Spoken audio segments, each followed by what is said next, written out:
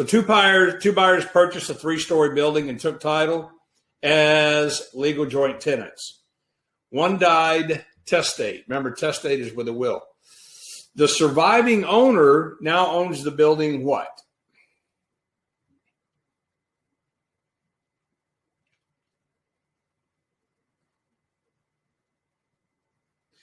Remember, you have to look at the question. We're talking about joint tenants.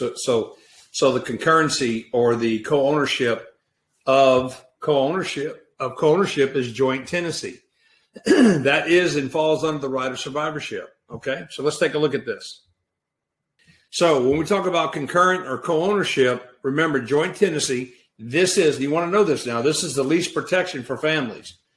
Remember, in a joint tenant, you cannot will anything to your family because of the right of survivorship. Okay, so the 4 unities are created by all the joint tenant partners. Okay, so if one dies, the remaining or surviving partners absorb their interest. Okay, and so the 4 unities of joint tenancy is possession, interest, time, and title.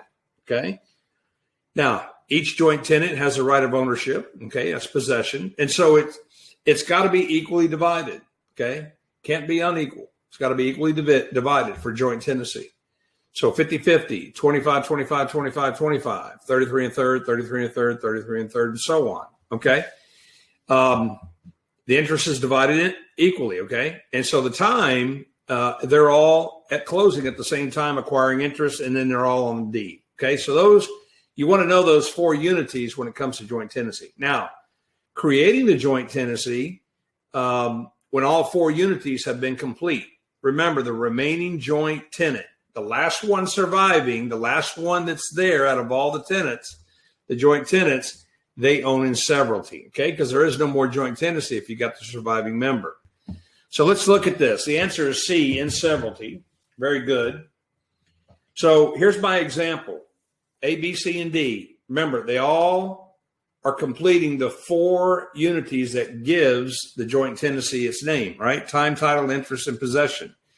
Well, if D passes away and A, B, and C, remember, that's 25% each. It's got to be equally divided. The interest has to be equal.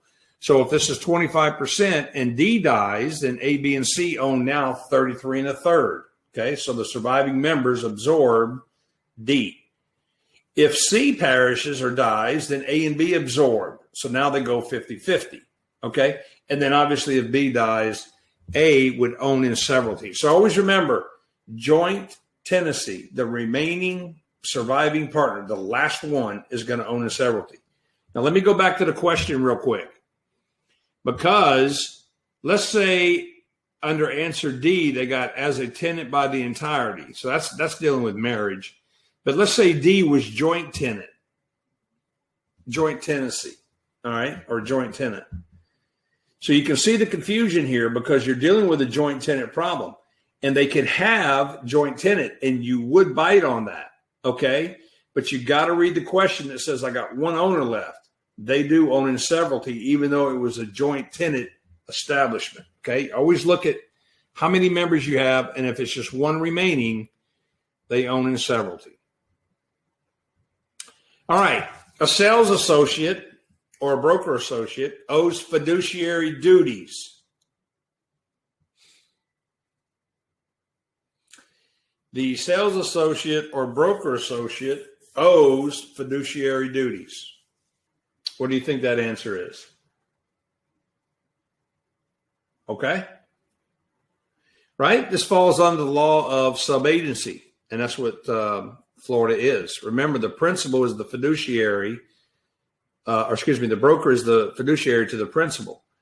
The agents are subagents to the principal, and the fiduciaries to the broker. They both owe fiduciary to the principal. Okay, so answer number C is the correct answer. The principal, as does the broker, including those situated where the sales associate for tax purposes is an independent broker, right? So a sales associate working for a broker, both owe fiduciary. Okay, and this falls under the law of agency in the Florida 475, Florida statutes 475. It is written law, so that's called statutory. Right? Statutory law is written law, and it's in the Florida statutes 475. Now, the administrative rules and regulations is FREC 61J2, okay?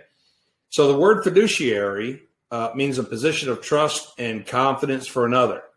Now, under Florida, in the law of agency, we got 3 different types of agencies we can agree on or establish agreement with the consumer or the customer. One's called the no brokerage, the other one's a transaction, and the other one's a single agency, okay?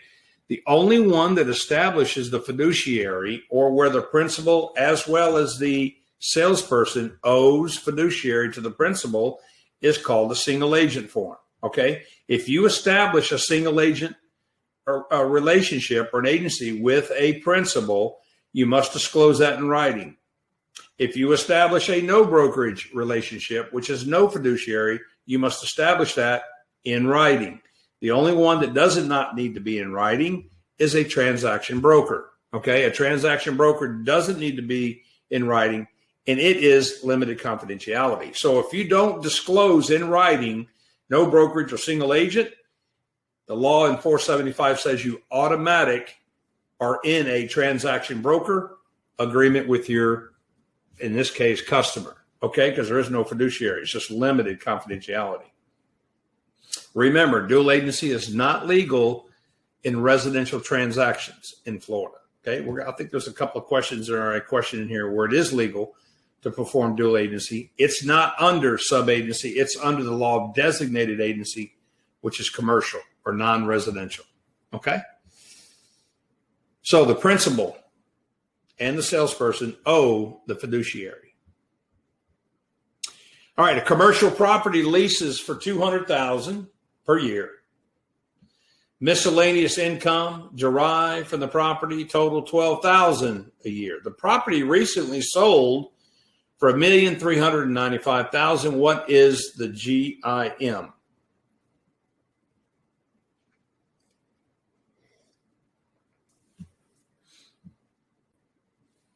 Now remember, here's how this works.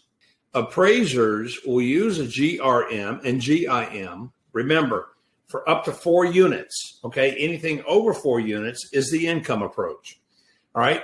GRM and GIM are different than the income approach in that they don't use loss of vacancy and or operating expenses, okay? So when we do a GRM, we're talking about a rent multiplier, which is monthly. When we do a GIM, we're always talking about an income multiplier, which is annually, okay? So when you compute a GRM, always convert to monthly figures. When you do an income multiplier, you're always going to convert to annual income, okay? And so if you look down at B1B, value equals rent times the GIM. Same thing with A1B, value equals rent times GRM, okay? Now, these don't act as a substitute for the income approach. If you've got a problem on the exam that's over 4 units, this is not what you use. If you got single family, duplex, triplex, or fourplex, or some type of income producing property that's got a rent and income, then you're going to use the GIM, as this problem is. Okay, so just a quick review on the theory. Now, here's the steps in calculating it. Remember, value is rent times GIM. And for GRM, it's the same. Value is rent times gross rent multiplier. Remember, gross rent multiplier, you got to convert monthly. GIM, you got to convert annually. All right, so let's look at this. Commercial property leases for $200,000 per year. So that's your rent. That's what it's leasing for.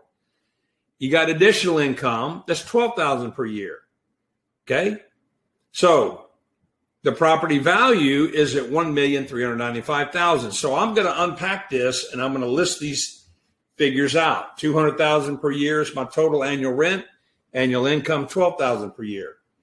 So I'm going to set this up just like it did in the formula. My value is $1,395,000 equals. And I'm going to combine, remember, I got to combine any rent and income generated for a GIM.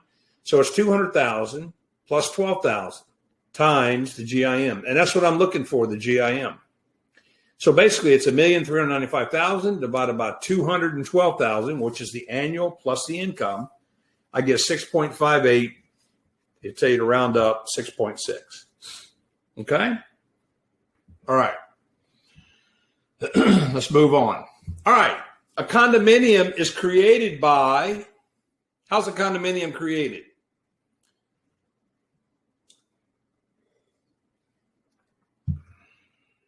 For more practice questions, videos, and insight into the state exam, we encourage you to join our free webinar, How to Pass the Real Estate Exam Without Your Real Estate Book and with only 15 to 20 hours of study time. Get registered now at myrealestatetutor.com/exam. Remember, you got all different types of documents associated. We're not going to talk about, in this question, we're not going to talk about the required disclosure from a new developer and a resale. The rules and regulations of the condominiums fall under the bylaws, right? But there's another document that says this is how it's created. Okay, let's look at this. All right, the answer is C, by recording a declaration in the public records. Now, let's just kind of review real quick. For condominiums, if one purchases it, they own each unit. Remember, the condo association owns the building and the grounds. Okay, that's the association.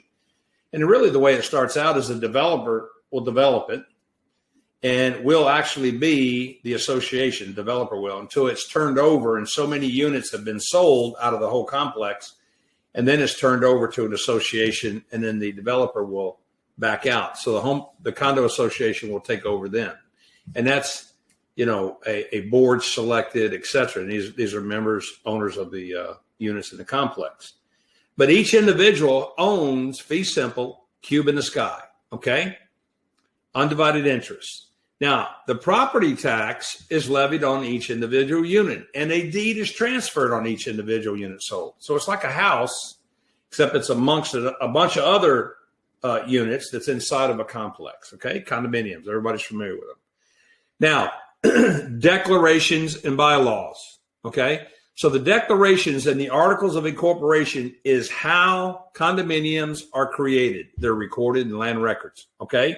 That's the legal document that is going to establish and create the condominiums, okay? That's one set of documents. The other set of documents are the bylaws, okay?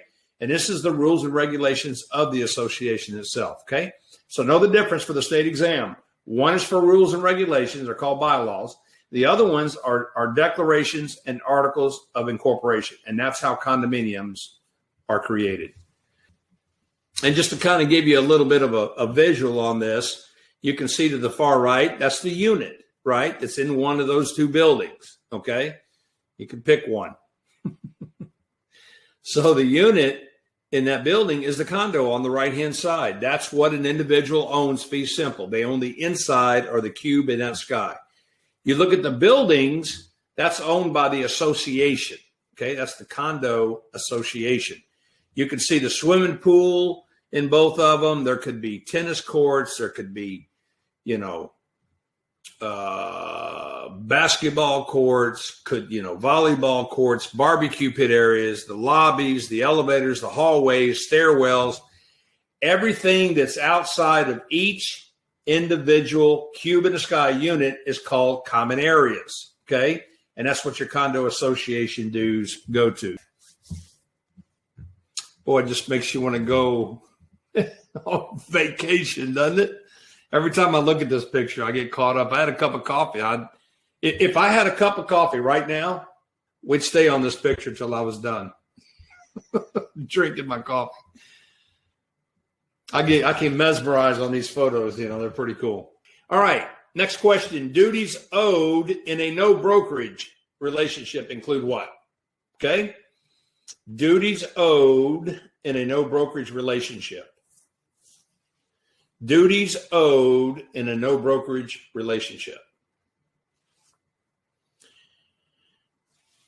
Obedience, loyalty, confidentiality, accounting for all funds. Remember, confidentiality and loyalty typically go with what? And obedience goes with the single agency, okay? And so accounting for all funds, even though that is part of the single agency, obedience, loyalty, and confidentiality is not part of a no brokerage relationship or an agency relationship. Okay, so let's take a look at this. So accounting for all funds is the answer, D.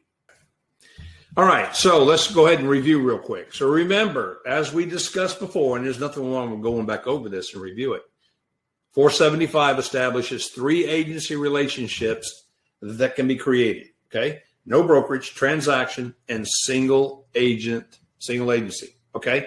Now, no brokerage and single agency, make note of this, must be in writing and disclosed if you establish those, okay? There's not a requirement for signatures on these forms, okay? The only signature that you need is a transition from a single agent to a transaction broker notice form. That's the only signature required on an agency agreement. However, no brokerage and single agency need to be in writing and disclosed, okay? Transaction broker, even though there's a form and you can disclose it, and it doesn't mean you can't get them signed, but by law, they're not required to get signed. Only the transition to from single agent to transaction broker notice form to change has to be signed, okay? And so a no brokerage relationship, again, disclosed in writing, non-representation, which means you got to deal with them honestly and fairly. Always, in every case, in all 3 of them, you have to disclose all the facts as far as all known facts and material that all known facts that materially affect the property, the value of the property. And you got to account for all funds. Okay. Remember, they're a customer. They're not a person. Again, non-person who is not represented by a licensee. They're a customer. Okay. And here's a no brokerage relationship form. Okay. Now, interesting enough, when you get licensed and you go to your brokerage firm, you will be a part and a member of your local board, in which you're going to have an automatic membership to the Florida State Association of Realtors and then on to the NAR, National Association of Realtors. Your local board, or this could be the state level, I don't know which one this came off. I think this is local. But your local board, you'll have access to this form here, and you'll have access to the transaction brokerage form, okay? And you'll have access to the single agent form and the transition from single agent to transaction notice form. Okay, you'll have all these forms as established because they have to be in writing and they have to be in writing according to the language that 475 requires. And this is it right here. Okay, so this is one of the forms, no brokerage relation form, disclosure form. All right, in which document will a condominium owner find the rules and regulations? We just talked about this. No, that form doesn't come from NAR. It comes from your local board. You'll have access to their website, and because you pay a membership fee, you'll be able to go in and unlock your portal, and they'll have all the forms in there. Rules and regulations. We just talked about this. Okay?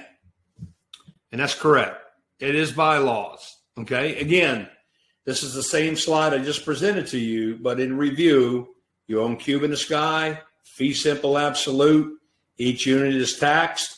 Each deed of the unit is owned by the buyer or the owner. Okay? Declarations and articles of incorporation is what creates, and in your bylaws under 3B, those are the rules and regulations for the condo association. Okay? Very good. A buyer obtains a mortgage loan of $340,000, and the lender agrees to make the loan at 4% interest, with the buyer to pay 3 points at closing. What is the lender's effective yield on the loan? What does the term effective yield to a lender mean? And how does that relate to discount points? What is the lender's effective yield on the loan? So does anybody remember what that statement of how much of a percent increase in yield per point to a lender for discount points? Does anybody remember that fraction? Let me give you a hint. It's a fraction that for every point that a lender sells, it increases their yield by this amount. What is that fraction? Does anybody remember that? 1/8. Okay, so it's 1/8 of a percent increase for every point. So here's what you need to realize when you see a problem like this. Okay, when you see a problem like this, you've got to realize, and don't panic on it, because you know by definition that for every point sold, right, to the buyer, it increases the yielder's lender's yield by 1/8 of a percent. Okay, for every point. So you see the lender's effective yield. They're asking you what that effective yield is going to be on 3 points. So you know you're going to have to be dealing with these fractions, right? So here's how this works. Remember, 1 point increases the yield to the lender 1/8 of a percent. So here's the question: 340,000. Does that mean anything to me? Absolutely not. Agrees to make a loan for 4%. You need that number. 3 points, you need that number. And what's the effective yield? All right, so each discount point increases by 1/8. Step number 2. So you're just going to unpack this problem. If I've got 3 points, I'm just going to simply add up 1/8 plus 1/8 plus 1/8. That gives me 3/8. If I divide 3/8 out, I get 0.375. And all I'm going to do is add that to the interest rate at 4. So the answer is 4.375, okay, which is answer C. All right, so all you're doing, they're giving an interest rate, but if the lender sells points and you pay interest up front, that increases their yield 1/8 of a percent for each point. So your actual true interest rate is 4.375, okay? So that's how you work one of these problems. Don't forget to add 0.375 to your 4%, okay? All right, a sales associate has hired a licensed personal assistant to help increase the sales associate's business. The licensed assistant will receive $12 an hour for administrative work and 35% of any commission earned. The licensed assistant, talking about licensed versus unlicensed. This comes straight out of 475, okay? This comes straight out of 475, all right? All right, let's take a look at this. All right, when we talk about personal assistants, again, under 475, in this case, the personal assistant is licensed. Now, you can have an unlicensed assistant if you want to work with you. But in this case, this person is licensed, okay? So, as a personal assistant, they work for a sales associate, then the sales associate can pay them a salary, okay? However, if they're licensed and they sell property, the sales associate they work for, although they're paying a salary to them, is not going to pay them a commission. That has to come from the broker, right? So the broker must pay all commission. Remember, unlicensed activity can only retain down to ministerial acts or unlicensed activity can only pertain to a non-licensed real estate activity, right? Phone calls, submitting listings into the MLS, keys made, placing signs out, scheduling appointments, but they cannot conduct ministerial acts like open house and assisting an appraiser or a home inspector or negotiating. So you got to have a license to do all that. In this question, this person was licensed. So the sales associate can pay them salary, but anytime property is sold by this assistant, it has to come out of the commission from the broker, okay? Which is answer B. Flood insurance is not required in which type of financing for a structure located in an SVHA called the Special Flood Hazard Area. So when is flood insurance not required? Remember, it's a flood zone A. So that's flood zone A is called an SFHA. It's a special flood hazard area. That's what they mean. Okay, that's just the actual letter we use is A. Talking about flood insurance, not required. Okay, so let's take a look at this. Now, we're going to kind of go over a few extra things. I got an extra couple things I want to talk about flood insurance.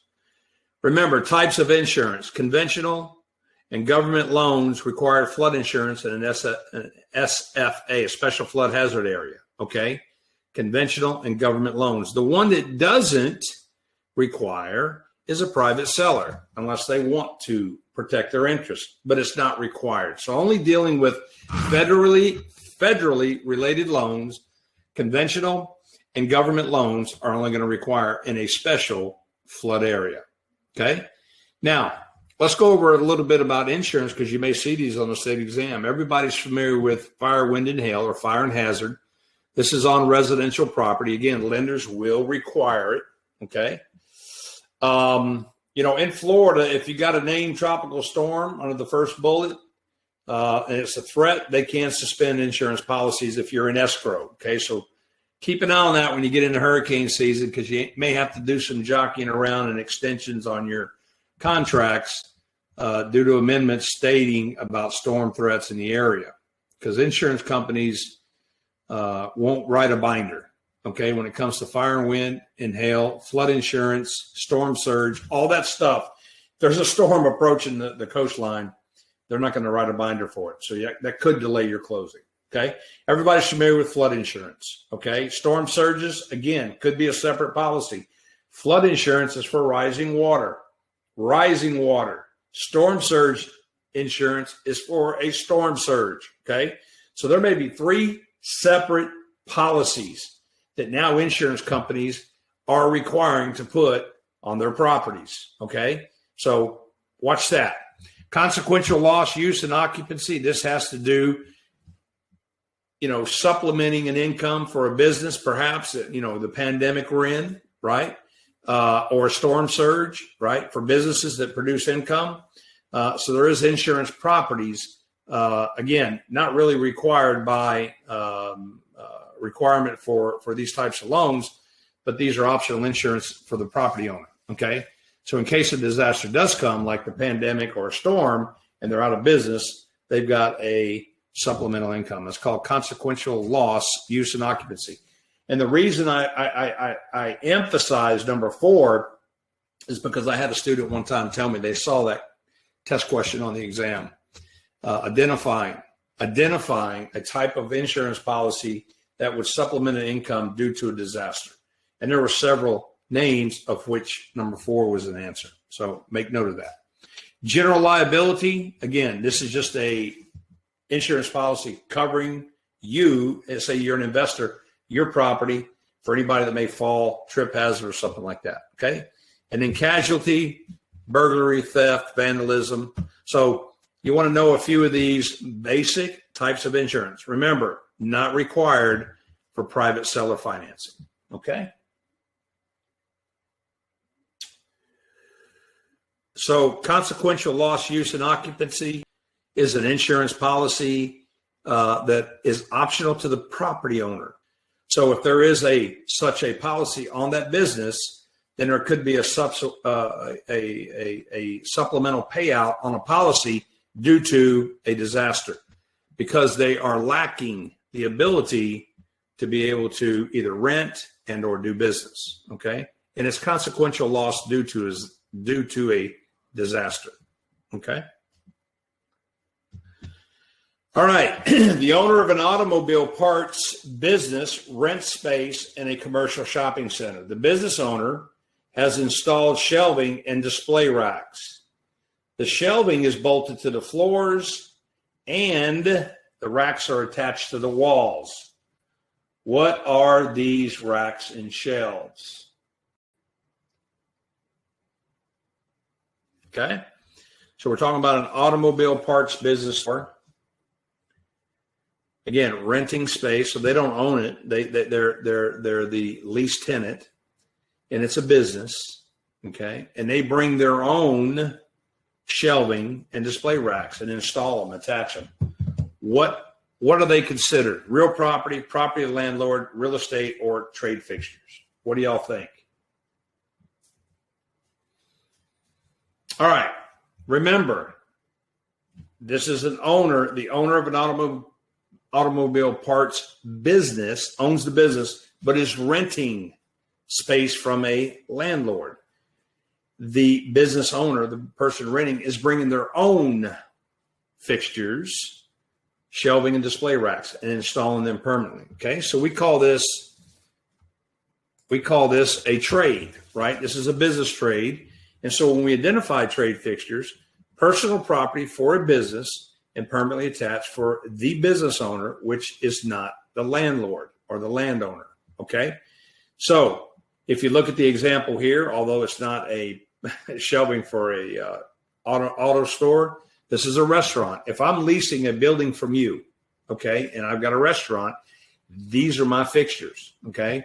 These are considered trade fixtures. I don't own the building. I'm leasing it to you. These are trade fixtures. Even though they're permanently installed, this is not real property. This is personal property called trade fixtures because they belong to me other than the landowner, okay? And they're used for a business, hence the word trade, okay? So we're talking about trade fixtures. All right. If a brokerage office provides property management services to property owners and collects and holds rental funds on behalf of the owner, how must the broker account for advanced rent and security deposits? Now, remember, you've got two approaches, okay? So you got two approaches to this. So you've got Landlord and Tenant Act, which has to deal separately with landlord and tenants.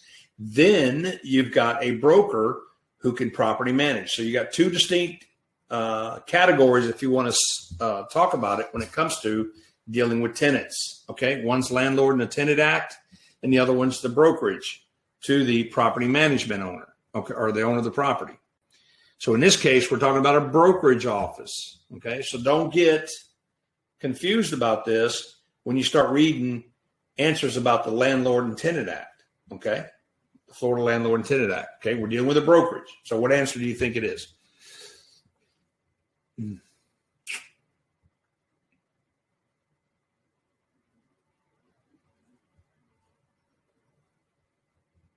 This doesn't fall under the Florida Landlord and Tenant Act. This is a standard brokerage property management, right?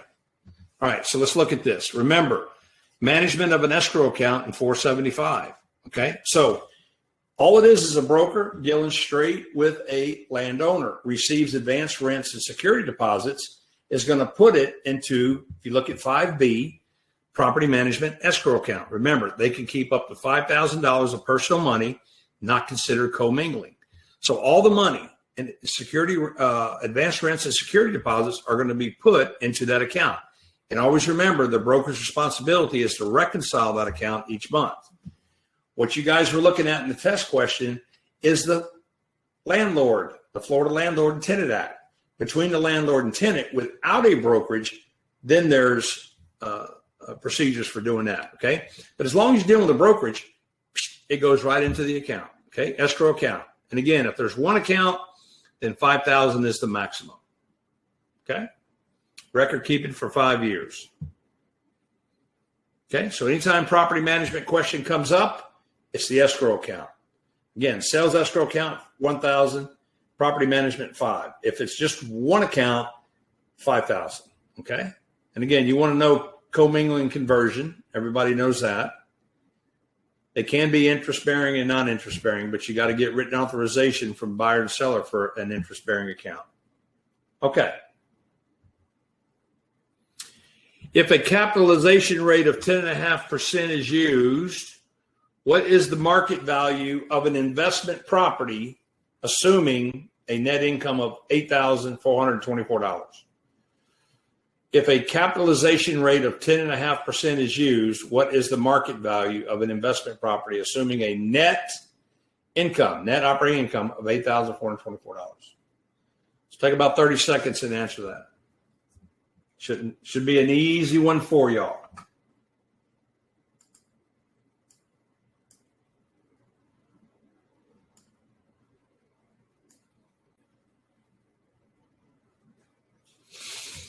Should be an easy one for y'all. Capitalization rate, 10.5%.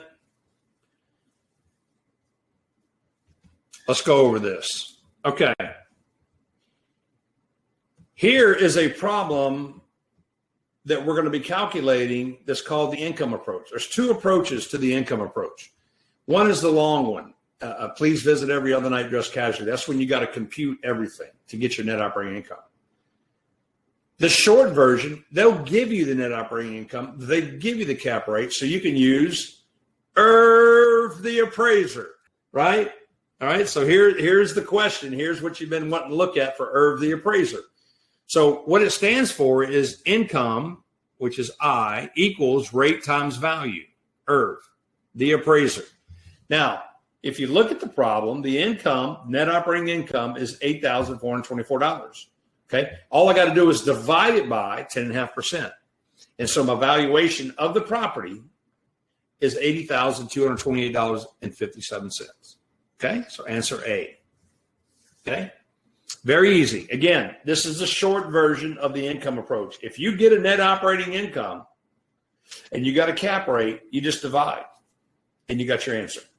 If you've got to determine your net operating income, say they gave you the problem, 5 units renting $600 a piece, the vacancy is this percent, operating expenses, then you got to go through, please visit every other night dress casually. You're still going to have a cap rate, and then when you get your net operating income, you just switch to Irv the appraiser, divide it out, boom, you got your valuation. Okay? Very easy. Income approach. Remember, property over 4. Okay? Under 4, we're going to use GRM or GIM, like we went over earlier. All right, a real estate sales associate must disclose to a prospective buyer that, out of all these, what do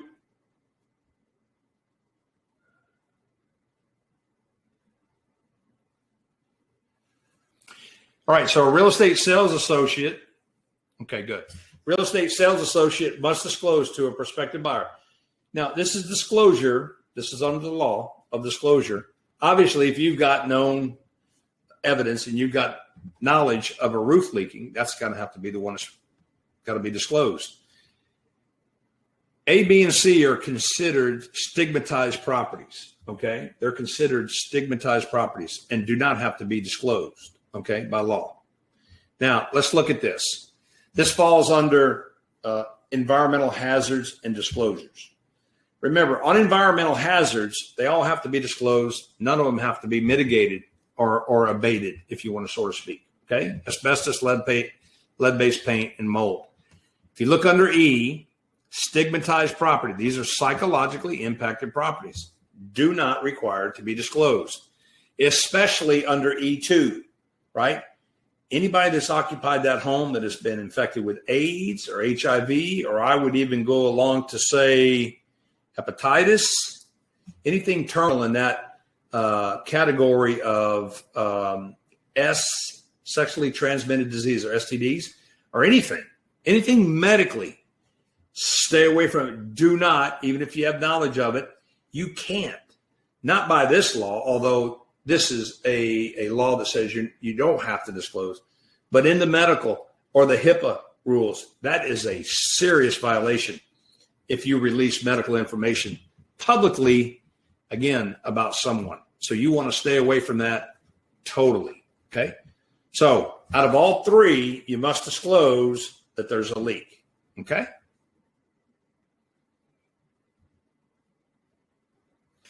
Which statement concerning the requirement for a licensee to self-report is false? Okay, self-report.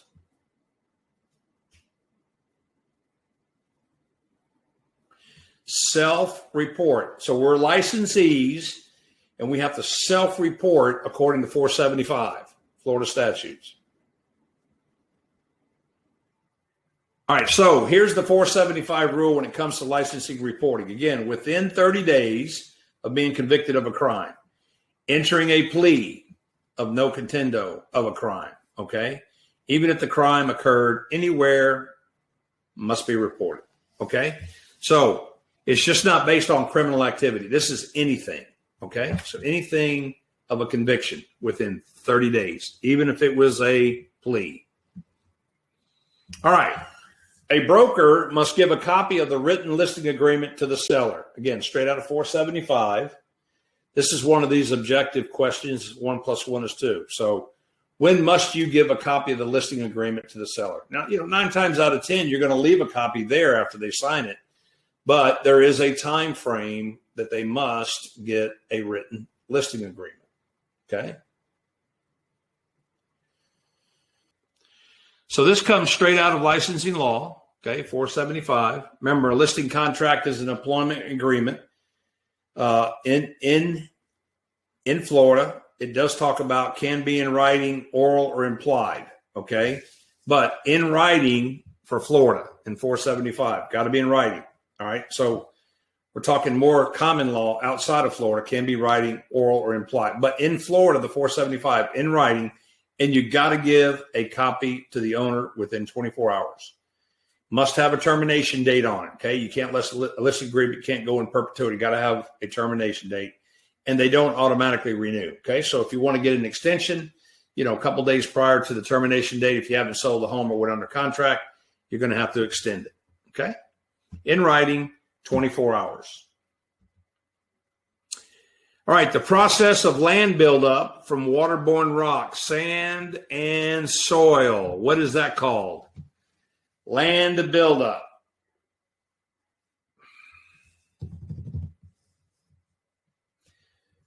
Okay, so land buildup, again, you got to think about waterborne rock, you got to think about sand, and you got to think about soil. Now, don't confuse this with land that is already formed, okay? There's another term for that. But this is the actual elements within the actual river or running water that creates land. Okay, that's called waterborne rock, sand, and soil. All right, so here's how this works. Now, if you look under number 3, how land is gained and lost. Okay, so accretion. This is the waterborne rock, sand, and sediment that forms land. Erosion is the loss. Now, there's that term alluvion. So accretion and alluvion are kind of similar, but alluvion is land formed as a result. Remember, accretion forms land because of the elements. Alluvion, it's already established because of accretion, okay? So it's a credit of soil that forms land. And then you want to know the term reliction, which talks about receding water, okay? So the term we're looking for when it comes to the process of land buildup from, watch this, from waterborne rock, sand, is the accretion, okay? And so here's how this works. I got a couple of pictures here I wanted to show you. If you look at the top photo, you can see alluvion. This is where you see how land is formed already. It's there, okay? That was a process from accretion. I like to think of it as a credit, okay? So as a credit of sand, waterborne rock, silt, all the elements in the water, I form. The land's there, that's called alluvion. Erosion, you can see on the outer bank, is where land is eroded away. The middle picture, reliction, it's just the water dropped. Now you have exposed land, okay?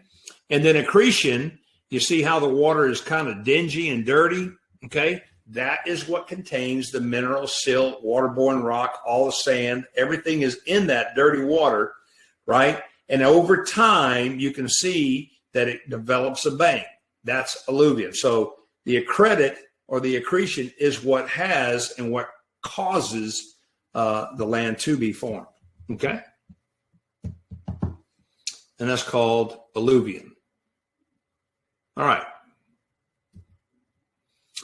In an assignment of a real estate contract, the person assigned the legal right is the what? In an assignment of a real estate contract, the person assigned the legal right is called what?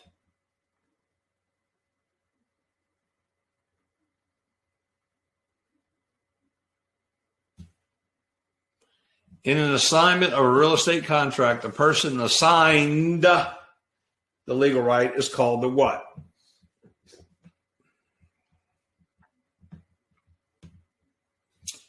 Okay, so anytime we talk about an assignment of a real estate contract, there's only two types of people that can do that. One's called the assignor, and the other one's the assignee. Okay, on an assignment of a contract. If I'm an assignor, I'm going to assign the contract to you, the assignee. Okay, so in any type of contract, it could be a mortgage contract from lender to lender. It could be a rental contract. Okay, whatever contract is being assigned, the assignor is always going to assign the contract to the assignee. So the person, the assigned person that's going to have those legal rights is called the assignee. Okay, the one receiving it. Now, let's talk about the assignment of a contract real quick. When it comes to it, remember, going from one person to another, the assignor is who's transferring the let's say for an investor, is transferring to the assignee. And the one that's receiving again is going to be the assignee receiving from the assignor. Now, the liability is always going to fall on both of them, okay? Remember, there is no novation involved in this. This is an assignment. So the assignee is ultimately responsible, but the assignor can be if the assignee is in default. So let's take an example. Let's look at lease assignment. So let's say I've got a 4-bedroom, 2-bath. I'm leasing from a property owner under a 1-year lease agreement, okay? 1-year lease agreement. And I get 6 months into my lease agreement and I lose my job, okay? So I'm in quite a little bit of a pinch. Or let's say I get a pay cut and I'm struggling, or I'm a salesperson and I'm not establishing the commission I need in the products I'm selling, right? And so it's becoming a burden on me, and I'm seeing no light at the end of this tunnel for my income, and I don't want to get in trouble with the landlord. You come along and say, you know what? I just got transferred to the hospital. I'm a practicing registered nurse.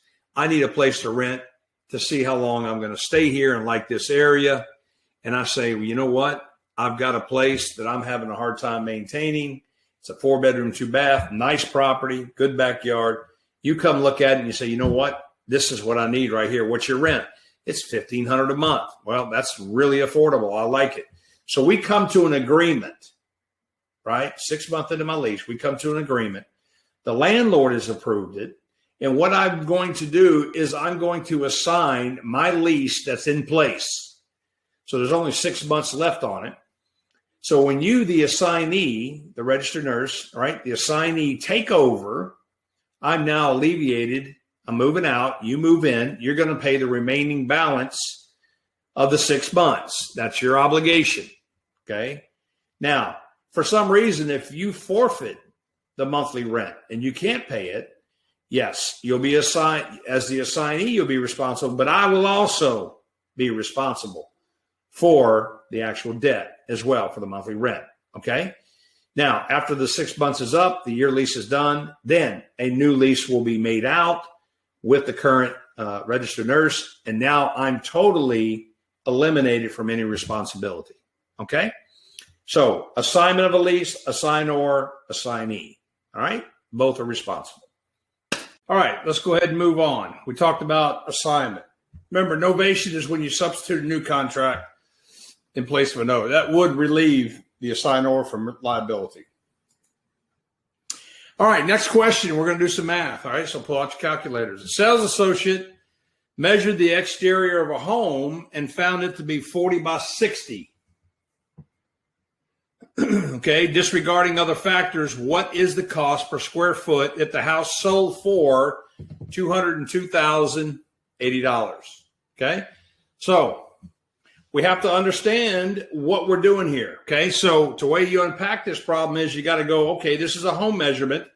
So we're talking about geometric figures. Okay, in this case, it could be a ranch style home or just a cottage or whatever the case may be, because the only dimensions they give you is a front footage and a depth of the home footage.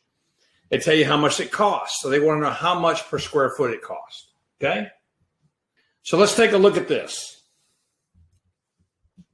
You can measure this on your own with a tape measure and get 40 feet by 60 and calculate the square footage. In this case, it's a 2,400 square foot home. If it's sold for $202,080, then 24 divided into that would be $84.20 a square foot. Okay. So basically you're talking about length times width, area of a rectangle.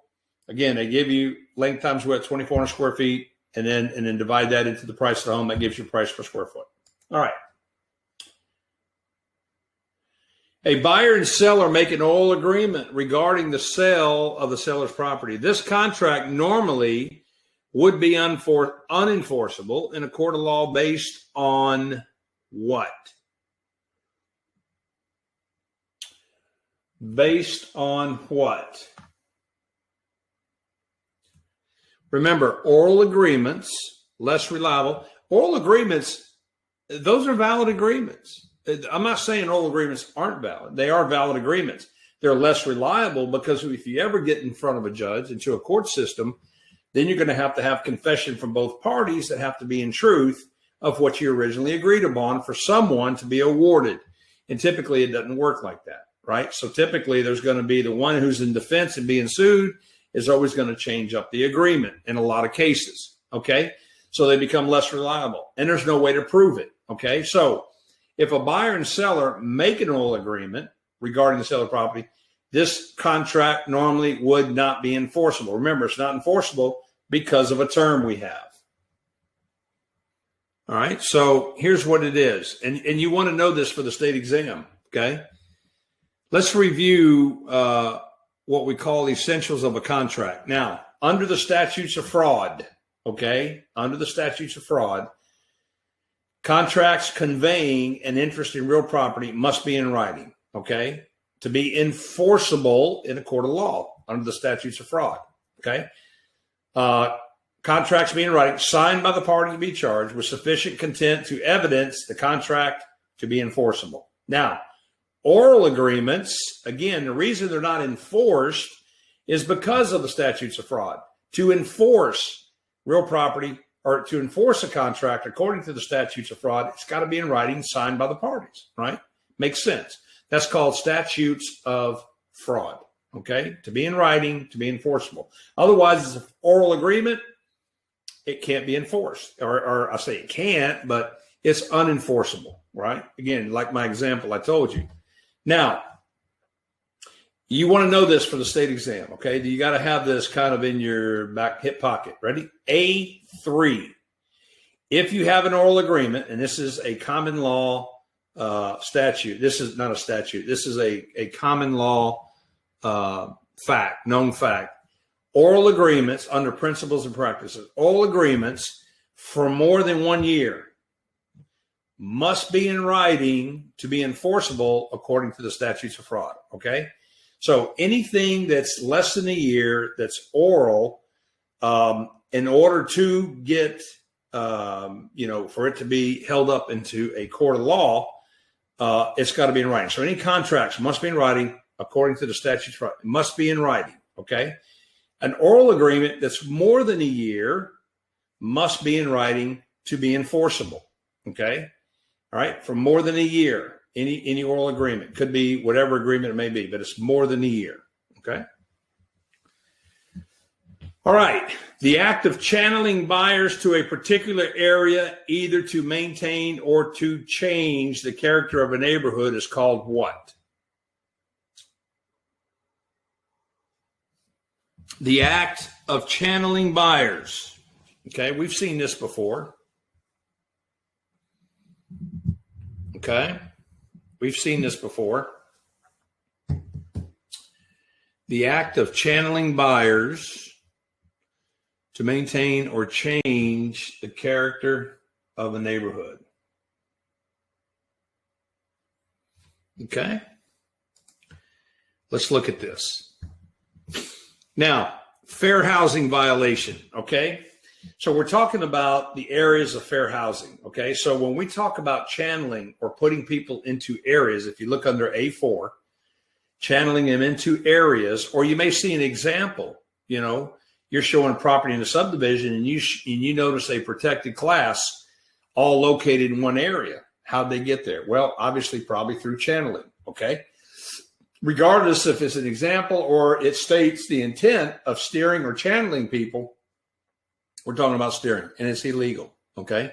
So that's under A4. Now, any acts by a licensee to refuse to rent, quote different terms, discriminate in advertising is part of the fair housing violations, okay? And it's prohibited. Blockbusting, right? This is when you go in and create a volatility or a fear factor amongst the neighborhood about a protected group coming in and buying property up, right? And so people get nervous about that. Could be a different national origin, race, color, religion, whatever of the fresh corn that we know, the fair housing protected classes that we know, that's called blockbusting, because usually the agent will get that listing. So they do that intentionally to get the listing. Redlining deals with lenders. That's under ECOA, Equal Credit Opportunity Act. And actually that word is derived when lenders would take actually maps, geographic maps of the community, and actually draw red lines around areas of low incomes, subsidized incomes, and would discriminate about lending money in those areas. Okay, so redlining is always with lenders. Okay, it could be insurance companies too as well. Okay. Which statement applies to designated sales associates? Which statement applies to designated sales associates? Okay, which statement applies to designated sales associates? What do you think that answer is?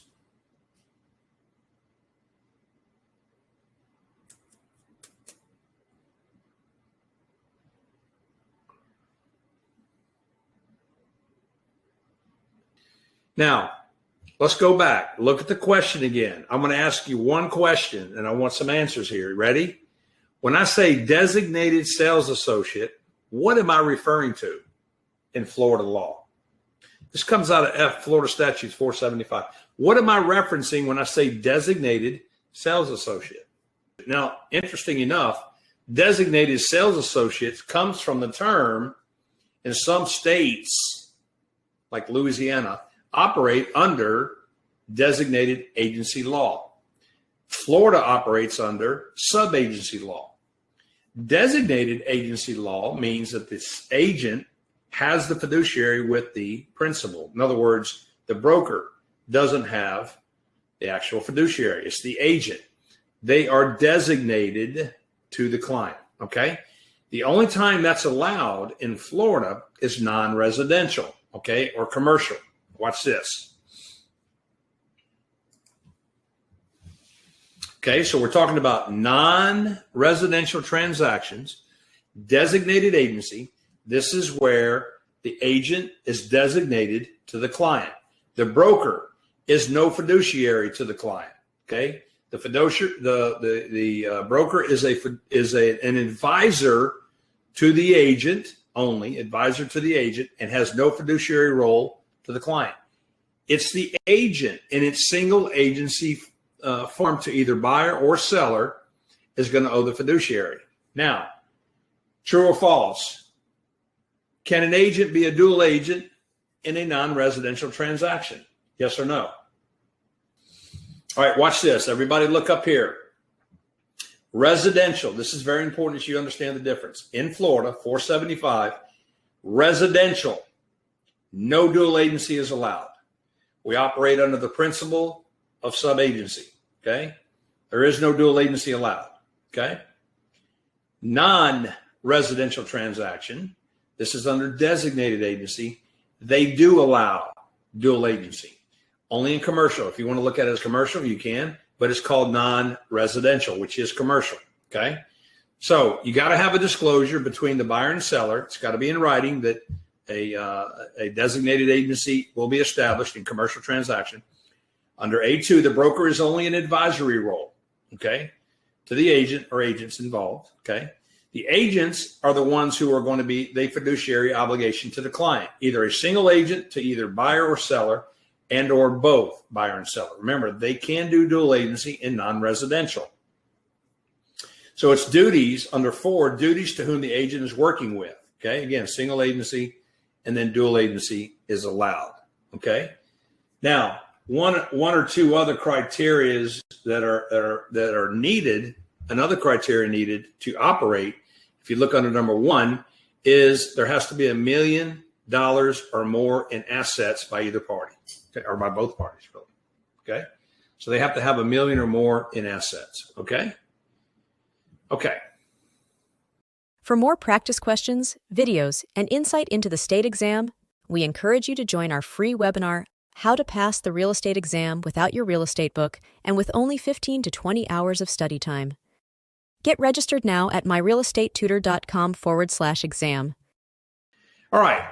An example of a granted variance could be a what? So you got some examples here. You got to look and define what is a variance. Remember, a variance is when you can bend the rules. In other words, you have something in place by the zoning commission and you need to bend the rules to be able to operate. Okay. You need to go against or slightly bend what's in place to make it functional where you can operate. It can't be self-induced. In other words, the problem has to pre-exist to where it affects you in the business. So you're coming in and you have to ask for a variance or bend the rules so I can operate. So when we look at that, we look at answer A, a shopping center that has fewer than number of parking spaces required per square foot of rental space. Okay, so there's something there that I need to be able to bend the rules there for the number of parking spaces for me to operate, my square footage. A house next to a service station? No. House whose owners established a business in the home that is zoned single family residence? That's more or less under a conditional use permit. And in a business in an area that has been rezoned residential. Okay, so a rezoned property is not going to be called, it's a reclassification. Spot zoning is the term I'm looking for, is a reclassification of zoning. So that has nothing to do with variance. So the one that fits this is answer A. Okay, so you come in, you've got a number of parking per square footage of what you need. You go to the zoning commission and ask for a variance to be able to adjust and be able to work, create the business. So then here's the basic rule of thumb. It's bending the rules. Okay. The owner's allowed to vary from the zoning code.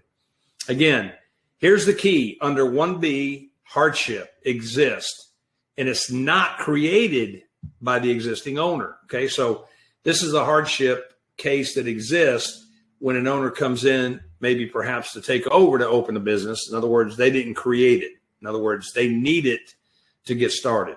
Okay. And then a special use permit. Remember, that has nothing to do with variance, but a special use permit is what, if you're zone 1 and you need, if you're like a residence and you want to run a business and it's zoned residential, a special use permit or a conditional use permit, they call it in some areas, to where you can operate, say, an urgency care center and zoned residential. And in non-conforming use, everybody's familiar with that grandfather clause. As long as you don't change up your position or change your building, you don't have to conform with the current zoning laws. Okay. So variance, bending the rules. All right. The clause in a deed that specifies the type of estate being transferred. Type of estate being transferred. Remember, you have to define what estate means. Estate is what we're talking about, is the type, basically, of ownership that one's going to take. Fee simple, absolute, life estate. Okay. So there's a term, there's a clause that defines what type of estate is going to be transferred. I'll give you a hint. It starts out to have and to hold, right? So anytime we're talking about a type of estate, we're talking about the have and the hold, fee simple, absolute. Okay. So this falls under the deeds, right? The written instrument. This shows evidence of who has legal title. The grantor is the one that has the authority to transfer. That term's called season. In other words, they have the authority to transfer the property. Again, the grantor's got to be of competent age.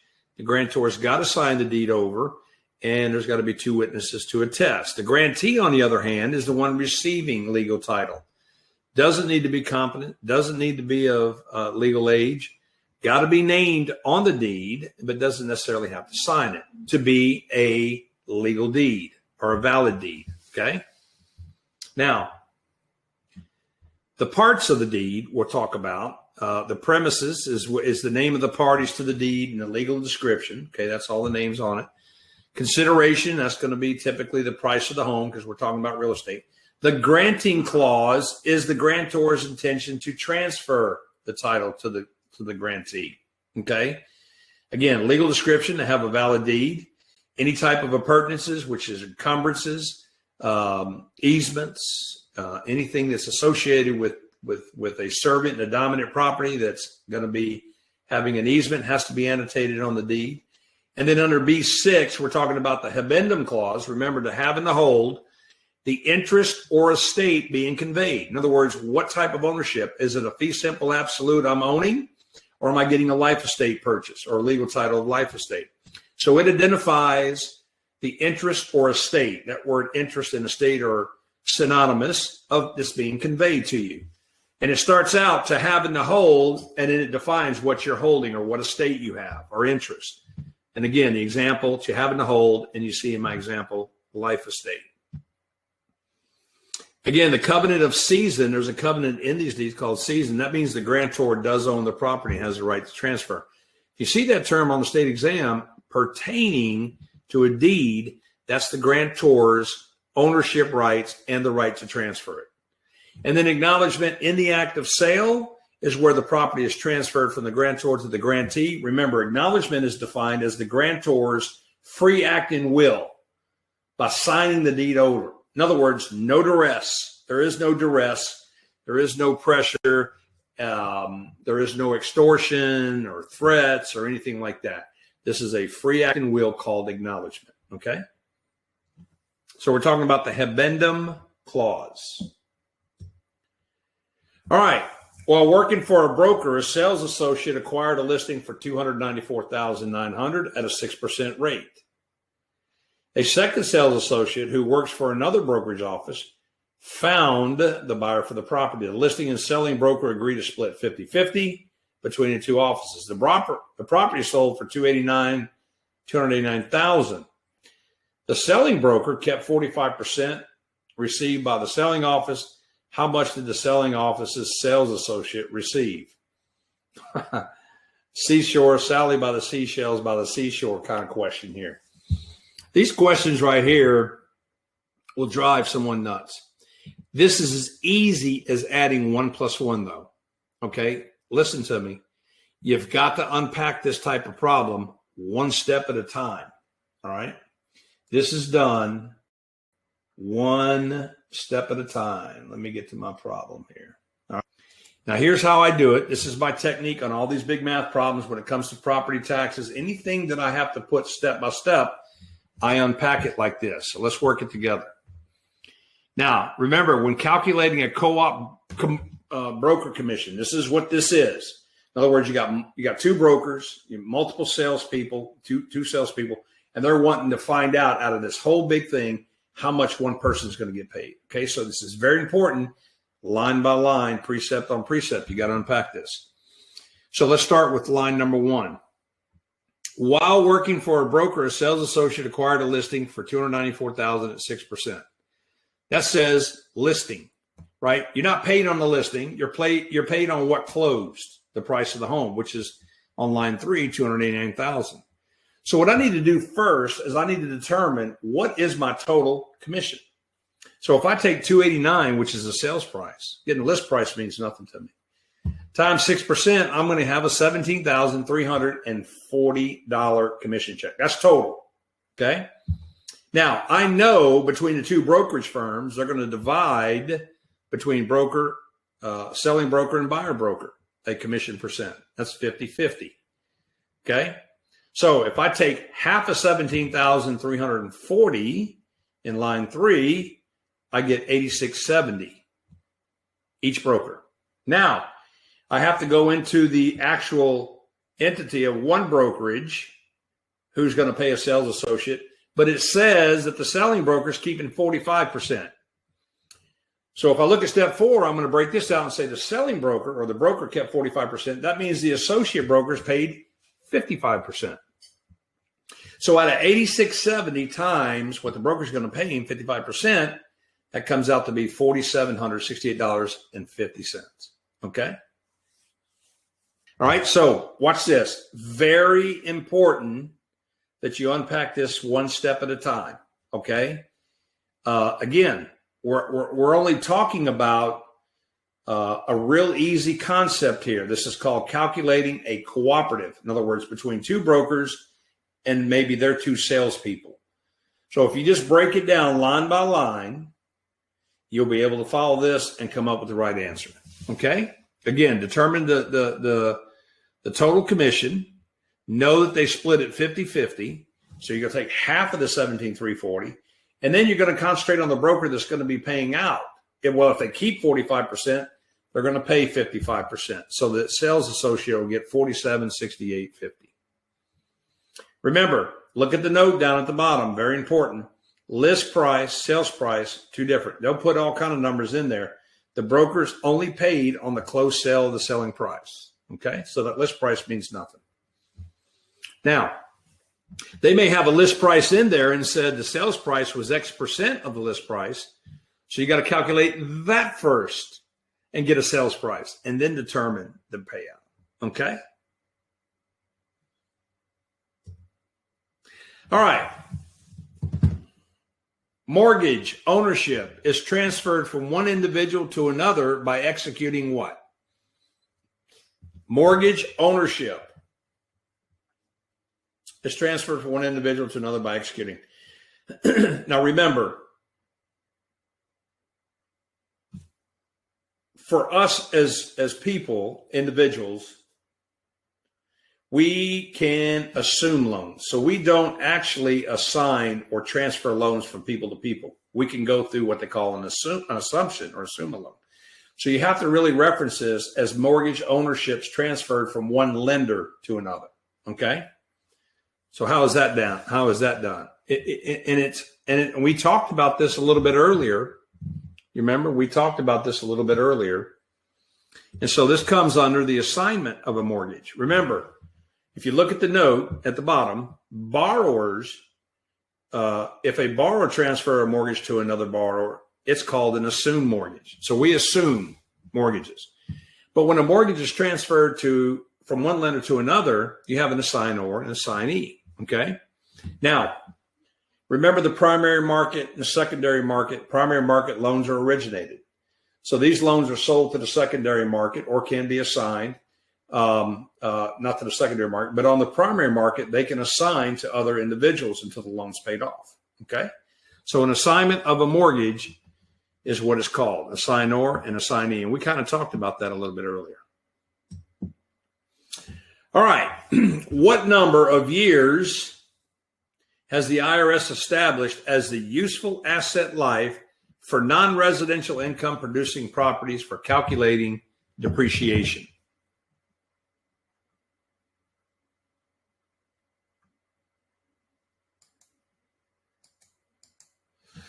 What number of years? We're talking about non-residential. Okay, so let's look at this. Non-residential. So this comes under your real estate investment section. Okay, when we talk about non-residential, all right, we're talking about commercial property. When we talk about residentials, we're talking about residence or property. Okay, so non-residential is commercial investment. Residential would be, single family condos, duplexes, triplexes, fourplexes, apartment buildings. In other words, investments that deal with residents. Okay. If you look under 1C, 1 and 2, this is the IRS code, and this is what they're asking. A commercial or non-residential depreciation is 39 years. Okay. If the problem is asking you to calculate depreciation, it doesn't give you the amount of years of the useful life. You want to use the standard IRS code. That's what you have to assume. And it's 39 years. For residential, it's 27 and a half. So, for example, in the blue box, I've got an investment home purchase for a rental. Owner wants to depreciate the property annually. The house cost $150. How much can the owner depreciate annually or yearly? So this is what they call a residential straight line depreciation. Remember, 27 and a half years because it's a residence. So I'm going to take $150,000 divided by 27 and a half years, $5,455. I can depreciate annually on this residential property. You say, well, John, what does that mean? Does it go down in value? No. The IRS depreciates property and they say, listen, we're going to assume that over 27 and a half years, it's going to cost you $5,455 per year to maintain the property. We're going to give you that in the form of a tax break. So you can deduct that $5,455 from your income earned off your residential investment, right? The rent money. So that keeps more money in your pocket, right? They're not going to write you a check for that, but they let you deduct that on your taxes. Only for your investment, though, not off your income W-2. This is just your real estate investment, okay? So each year you can do that because they're assuming it's going to take that much money to maintain that property. So that's a nice thing that the IRS allows us to do, okay? That's called a tax shelter. Okay. A sales associate license expired 20 months ago. What must this sales associate do again to work as a real estate associate?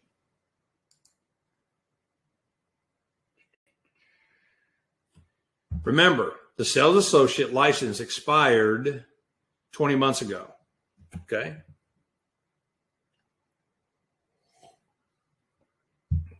What must the sales associate do again to work? All right, continuing education requirements. Remember, after you become licensed and you get through your first renewal period, you're going to go on a 2-year cycle. Every 2 years, you've got to complete 14 hours of continuing ed, okay? If you're active and or inactive, you still got to complete your education, okay? If you don't complete it at the end of the second year, you go involuntary inactive. You can't sell any property, okay? So you got to get your continuing ed done. If you're in your second cycle, now each 2-year period is called a cycle. If you're in your second cycle, remember, after your first cycle, your first 2 years, if you don't renew or if you don't complete your continuing ed, you go involuntary inactive. And then you're involuntary inactive in your second cycle, okay? You got up to 12 months to complete your 28 hours. Again, it can be an elective. You get to choose your courses. If you get beyond the second year of your second cycle, past your first year into your second year, you have to do the 28-hour reactivation course, okay? And that does have a test. And that is a mandatory course that the Florida Real Estate Commission has for you to take. So you can't pick anymore. You've got to take this reactivation course and you've got to take a test. If you don't complete it by your second cycle, then your license is void and you got to start over. Okay. So here's what the picture looks like that I drew up. All right. So the answer is C. You got to complete a 28-hour prescribed course. Now watch this. Here's your 2 years. If it expires, in other words, you get to this point, you don't complete your 14 hours right here. If you get to your 2-year point, you become involuntary inactive, okay? Involuntary inactive, all right? Hold on one second. Now, in your second cycle, you can see I've got involuntary inactive.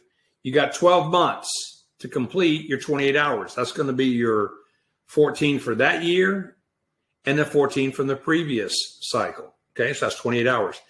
If you get into the second year of your second cycle, that's where you have to complete your 28 hours called a reactivation course, and there's a test involved, okay? Remember, after your first cycle of CE requirement, your renewal period, if you don't do it, then you go involuntary inactive. Also, if you don't renew your license, you go involuntary inactive, okay? Very simple. Here's the moral of the story. Get your CE done. You got, 2 years to do 14 hours. And by the way, the myrealestatetutor.com has all the CE you need to complete when you get done. All right, to better estimate the demand for dwelling space, most experts charged with the analysis of population will use as a basis for their analysis. Okay, so this falls under an analysis to show a demand for dwelling space. So in order to use that, the data they use, does it come from average family income, total population size, average family size, or the household? Okay.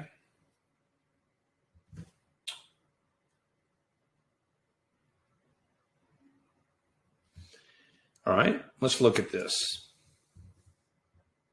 Now, when it comes to supply and demand is the ability to purchase or rent real estate, okay? Now, here are the variables that affect demand. The pricing, obviously, population, and the household, okay? So let's look at the yellow box. What is the household defined as? It's composed of one or more people who occupy a housing unit, okay? Now watch this. Not all households contain families. So they go from single all the way up to, 8 children or more families. A family household consists of 2 or more individuals who are related by birth, marriage, adoption. This is according to the government, the Census Bureau, although they may also include other unrelated people. So in order to determine, if you go back and look at the question, estimate the demand, what they use is household. Okay, that's what they use when they talk about variables that affect demand. Okay, also income of consumers affected, the local economy, the availability of mortgage credit. Hey, if interest rates go up, guess what? That faucet gets turned off, right? And people can't borrow money. Too much principal interest, they can't afford it. And believe it or not, under A1F, this is called social trending, all right, or consumer taste, right? So this is basically on what the trend is, so for the social trend. Our good friends Chip and Joanne on Fixer Upper, right? Everything's got to have a farm sink in it today. Everything's got to have shiplap. Wall-to-wall shiplap. Got to have all kind of antiques hanging up, recessed lighting, pendant lighting. It's all based on consumer taste. Social trending sets that pattern from TV. All right. The creation of a database of prospective customers for the purpose of directed advertising is called what? The creation of a database. What is that called?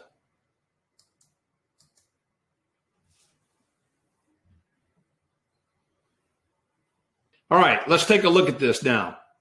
And again, this is why we do this. We clean up these items and we get an idea of what we're talking about, okay? All right.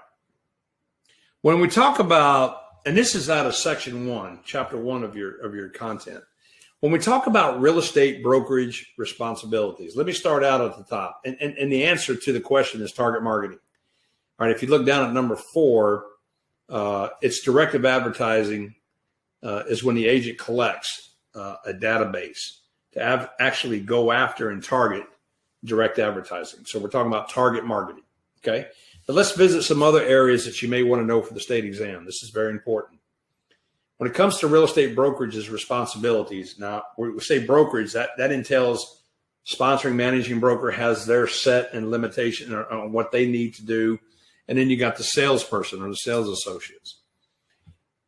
Every one of us as licensee ought to be and have expertise knowledge, right? And this is part of the marketing process, okay? If you got a student that's relocating into town, for example, into a college town, or if you have a family relocating in town that a children school zone, or they may have special needs for a child, they want to be close to medical facilities, okay? These are a lot of the areas that involve expertise knowledge to be able to help your clients, in this case, your buyers, to be able to locate property to satisfy their needs, right? Well, let's look at business opportunity. So the expert knowledge in the business opportunity versus someone relocating into town for school, for college, and or employment, needs school district, special needs. We may have somebody locally, right? Locally, in two cases, that may want to downsize, sell, and then locate into a downsize area. Or they may want to upgrade from a smaller to a nice, bigger home. That's from the residential side. Well, what about someone in business that has a good business going on right here in this part of the community and wants to go to the northwest sector where the community is growing real well and there's a lot of activity? They want to expand their business opportunity, okay? Or an investor that wants to locate residential investment properties. So there's two modes of thinking. When you're dealing with buyers, right, and from the sense of locally want to upgrade or downgrade versus buyers coming in needing to find something for a college student versus a family with special needs or a school district, you can see the need, again, the plentiful need for a vast understanding of your expertise knowledge in all these areas, okay? And that's one of the things you want to really understand when it comes to real estate and you start practicing, okay? And again, somebody may want to, as a business opportunity, want to expand their pizza restaurant or their retail shop or their auto mechanic store. So you have to have an understanding of how that's going to be and what type of property they're going to be looking for, okay? So all that involves knowledge from us called experts, okay? And then you got a term called farming, okay? Farming is actually, and you're going to learn this again when you take the Code of Ethics test, and farming comes under Article 16 of the Code, and everybody's going to have to take this again, by the way. So all you who are going through your course now, when you get licensed and you join your board of realtors, you're going to have to take the Code of Ethics test and the course. And then every 2 years, you got to take a Code of Ethics test for the National Association of Realtors. Well, there's a term called farming. And you're going to learn that under people that list. So let me use my brokers that are, or my agents and broker that's in my course. So Christine said, let's say Christine has a listing in a subdivision. And Crystal has a listing in the same subdivision. They work for separate brokerage firms, okay? Well, I do a mass mail out postcards listing my services to list property. And Christine's owners get a copy of my business card in the mail, and Crystal's owners, both listed properties. And everybody else gets a copy of my postcard. Well, both their clients call each one of them and complain, hey, who's this guy, John, that's coming in and marketing in our area? Well, according to the law, locally, and even in the 475, and I'm sure in any other state, you cannot do anything to obstruct any listing agreement specifically to a client. So I couldn't come in and specifically go after their listings and try to obstruct their or get their contract voided from them because I offer better service. In other words, take their business, right? But what I can do is farm, which means I can mail it out to everybody in the subdivision. And just because they receive these postcards doesn't mean I'm going after them directly, okay? So farming is allowed under Article 16 in the Code of Ethics. And it is allowed legally pretty much throughout the United States too as well. So farming is nothing more than laying out advertising to an entire community. Whether those properties are listed or not, you don't know, and you're not targeting them. You're just farming, okay? And then follow-up has to do with after the act of sale. You're going to see this term probably again on the exam. Target marketing, follow-up, and farming are pretty much three terms that you may see on the state exam. Not all three of them, but one of them. Follow-up, remember, is after the act of sale. And two reasons you want to do. One is homestead exemption. You want to make sure your clients file for homestead exemption. And the other one is any type of assistance that may be needed in follow-up. Plus, follow-up helps you get referrals. So the more you stay in touch with your people, for example, you may want to find a way to get birthdays, anniversaries, and begin to mail postcards, right, on these at a regular basis, even years afterwards. Because guess what? They're going to probably move again. And if you maintain that point of contact with them, then they've got somebody they can come to. So always remember, you've got future business on the ones you just sold. Okay, so follow up.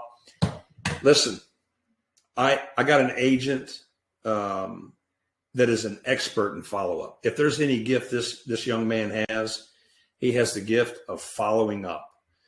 And I mean, he maintains contact with every transaction. He has got a nice CRM for follow up people he's closed, and he maintains, and he's got birthdays, anniversary. He maintains a point of contact because he knows one day they're going to sell again, and he doesn't want to lose them to anybody else. So this is a regular thing that he does. He does mail outs to these people on different things, different seasons coming around. Summertime, he may do a mail out, or if it's an electronic, if he's got their emails, he may do an email correspondence in the summer saying, hey, listen, when you do activities outdoors, don't make sure you hydrate. So he's always doing something to follow up. Okay. Very important concept. Don't lose that in your practice. Here's a typical thing an agent does. We closed. I got a $10,000 check. Time to find another buyer or another seller. And they forget the people in the past. Okay. So just keep that in mind. And social media is a great way to maintain that contact with them. Okay, so enough about the brokerage responsibility. Again, we're talking about expert knowledge, expertise, farming, follow-up, target marketing. You're looking for the keywords, collecting a database to prospect, okay? Hence the word target marketing. For more practice questions, videos, and insight into the state exam, we encourage you to join our free webinar, How to Pass the Real Estate Exam Without Your Real Estate Book and with only 15 to 20 hours of study time. Get registered now at myrealestatetutor.com/exam. Okay. Which method of settling a default involves a conveyance of title to the lender? Which settlement or which method of settlement in a default? Remember, the debt service is not being paid monthly. The borrower is not paying their debt service. So there is a method for settling a default that involves the conveyance of the title to the lender. What is that called? All right, good. All right, so here's what we're going to look at. Remember, the borrower is called the mortgagor, paying. The mortgagee is receiving. That's the lender. Okay, so the mortgagor falls into not paying their debt service or their principal interest every month, right? Amortized mortgage or a loan. And so one of the things to avoid foreclosure, remember, Florida is a lien theory state, and we're going to talk about lien theory here shortly. Is a lien theory state. So the actual borrower owns the home legally. It's legal title, right? The bank puts a lien called a mortgage. Now, there's several ways the bank can get the property in a foreclosure process, okay? One of them being a foreclosure. The other one is the method where the borrower or the mortgagor actually conveys legal title or deed voluntarily back to the lender to avoid going to court, okay, on a foreclosure. And that's called deed in lieu of, right? It's right there in the definition is right there in the title. I'm going to give you the deed in lieu of you foreclosing on me. Okay, so let's look at this in detail. Remember, Florida is considered a lien theory state. And so that impacts the mortgage process for residential home buyers. Okay. Now, the buyer has legal title to the home purchased. The lender files a mortgage. This is called a voluntary specific lien. You remember that in your studies. Voluntary means you agree. Specific means to that legal description address. And it's a lien because you, the homeowner, have legal title. The term hypothecation says that you're allowing the lender to file a lien to secure their debt. That's what a lien is, to secure the debt. You're allowing that to happen without giving up possession of your home or without giving up legal title. That's called hypothecation, right? So voluntary specific lien to secure the debt, and that's recorded in land records. It's called constructive notice, okay? Now, the consequence of default, again, if you look under B, looking at Florida, the judicial process is under a lien theory state. So what happens is the mortgagee has to file a lawsuit to get the property back, put in their name. Remember, the word season, the grantor is the only one authorized. Well, in lien theory, if the borrower owns the home and defaults on it, the lender can't do anything because they don't have possession. They don't have legal title to the home. So that's where the foreclosure comes in through the courts. And they get a lawsuit, get the property back, and then they go to auction and be able to transfer it. Instead of going through court costs and going through that foreclosure process, the mortgagor or the owner of the property says, listen, I want to avoid all that. I don't want to have to be responsible for court costs and the whole process. Here, Mr. Lender, I'm giving you the deed back. I'm transferring the title back into your name so you can now sell the property, okay? And so that's what we're looking at under B4, deed in lieu of foreclosure, okay? Now, the mortgage default, again, that goes through a lawsuit and a foreclosure process. Under B2, you may see this term called equity of redemption.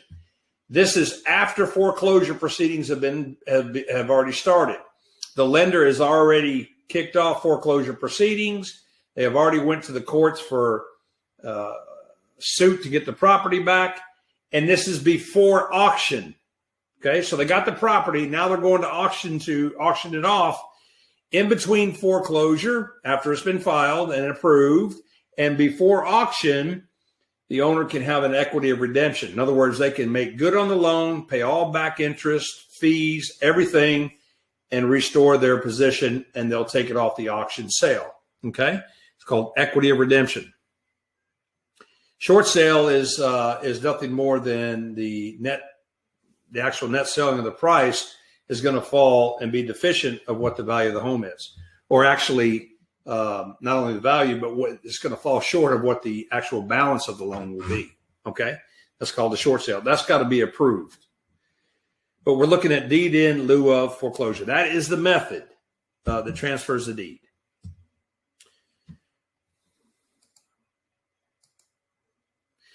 All right, a single-family residence is available for listing. A comparable home recently sold for $140,000. Compared with the subject property, the comparable has a superior location. That's worth $12,500. It's smaller. That value is $8,000. And it's 3 years older. That value is $5,000. What is the subject property's value based on this information? All right. This is another lengthy.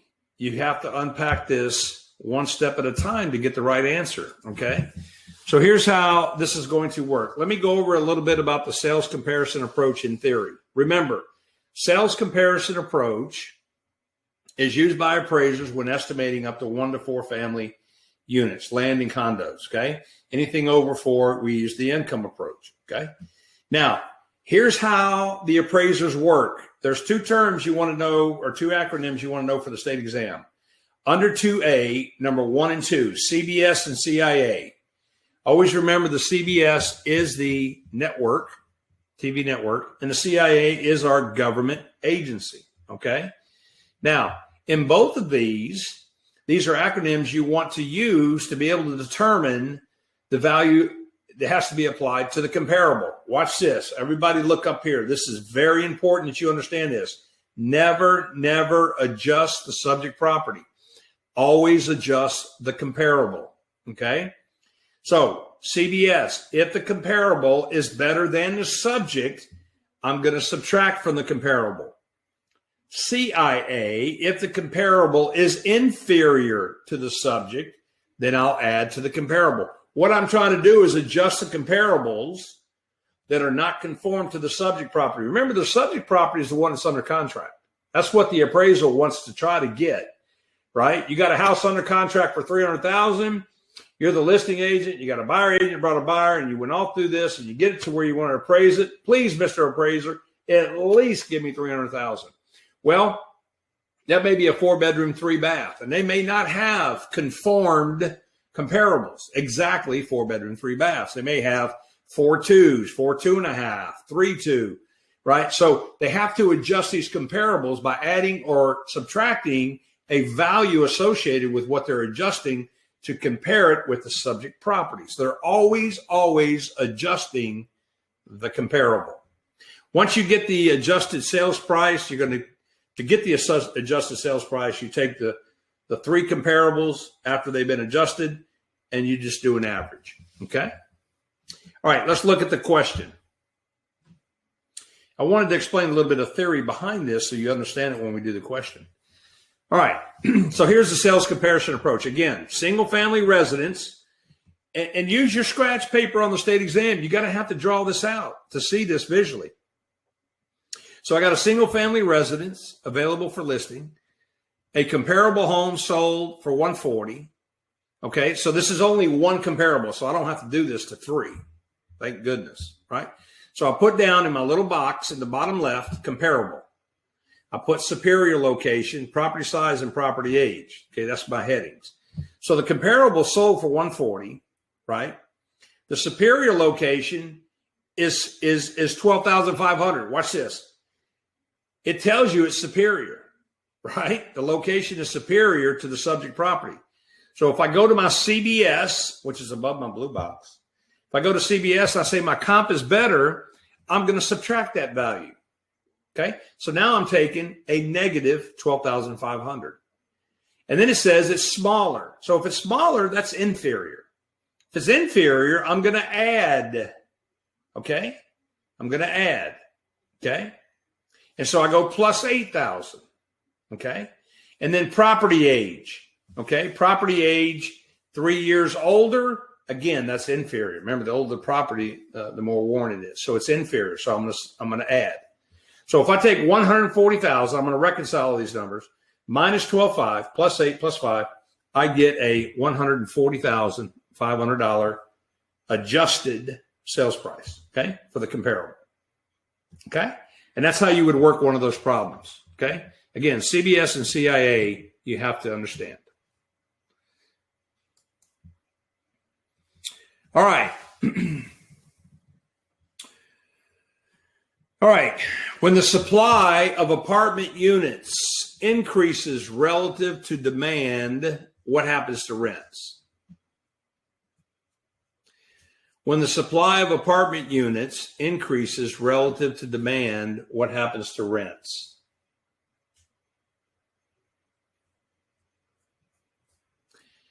Remember, think about it. When the supply of apartment units increase, that means they become available. They're emptying out. They're becoming vacant. People are terminating their agreements, right? And they're moving out. Okay, so when that supply of units becomes available, that tells you have a poor rental market, right? So relative to demand, what does that say? If the units become available and they're not filling up, that means the demand isn't there, right? The demand's not there, right? So we're looking at market indicators, okay? Market indicators, all right? Now, under market indicators, you have different interpretation of market conditions. Now, this is one thing that you're going to become very familiar with when you start practicing, because you're going to be talking to your clients about buyer's market, seller's market. You know, if somebody wants to list their home and they're going to ask you what the market condition is, you got to go to your MLS and collect this data and determine if we got a buyer's market or a seller's market, right? And so it's very important that you give these market indicators to your prospective client, whether it's a buyer or seller, okay? And it also has a big effect on price selling, right? So if you got a lot of houses on the market, right, bunch of them, big inventory, and you have a few buyers, you think the price will go up or come down on those listings? What do you think that'll do? Go up or come down? If you got a lot of inventory, homes on the market, this is a separate question, sidebar. A lot of homes on the market and few buyers. What do you think is going to happen to the price on those listings? Right? They're going to go down, right? They're going to start competing. Watch. If you got 20 homes listed in a subdivision, could be a lot, and they're not moving, that means there's no buyers, not moving, other than, whatever reason's causing that, could be economics, whatever the case may be, homes aren't selling. Eventually, one of those 20 listings is going to drop their price below everybody. And then that just starts, and it opens Pandora's box. And finally, these prices start to drop, right? Good indication that it becomes a buyer's market, right? Big inventory, few buyers. So now a buyer has choice, all right? So when we talk about rental, same principle with rental, except we're talking about vacancies, right? So when we talk about vacancies under A2, vacancy rates, in leasing, a high vacancy rate means many units available, like they said, indicates a slow market. Okay. You got a lot of units coming available, the demand's decreasing, and it's a slow market for rent. Low vacancy rate indicates a robust market. Okay. So you want to understand the principle of supply and demand when it comes to sales and when it comes to vacancies. Okay. Vacancy rate. Another term under A3 that you may see on the state exam, and also you're going to use in your practice, is called a successive sales analysis. This is when you've got one property that is sold multiple times on the MLS over a period of time. You can determine an increase as far as in real estate, what percentage of increase over time that's happened. Okay, so for example, if a house sold in 2015 at $250,000, and then 3 years later sold for $275,000, and then another 2 years later sold for $301,000. So you can start adding and getting a percentage of increase over that time frame of 5 years, okay? Which is a good, again, market indicator on the actual growth, or is it flattening, or is it decreasing? Because listen, real estate market indicators can decrease, right, when it comes to sales, all right? So depending, again, that is all indicative of several things, okay? One of the biggest one is the economy, all right? Y'all all remember back in 2008 when the banks collapsed. That was a disaster. And I'm talking about a complete disaster. We're talking about for sale signs as far as the eye could see. Now, you couldn't give a house away. So that would be an example. All right. Mortgage loan payments made in regular installments of interest only, with a full principal amount plus accrued interest paid at one time at the end of the loan period, describes what type of loan below?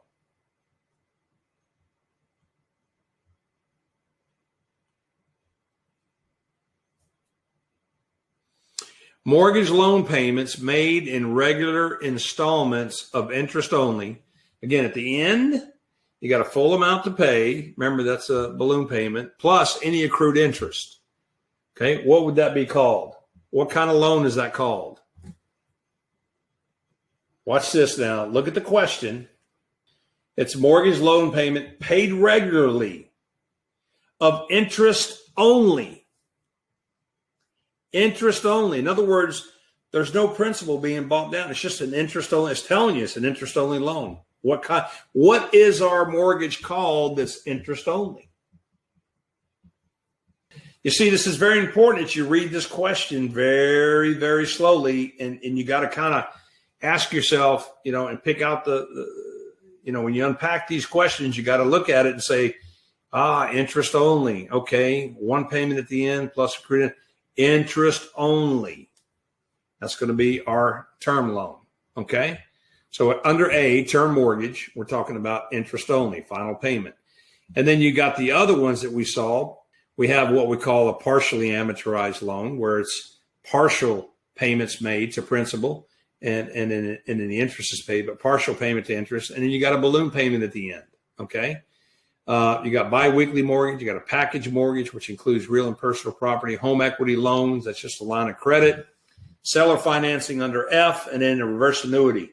Again, most of our senior citizens that need to supplement income that have a lot of equity, hence the word equity in the property that will get paid back to them by a lender.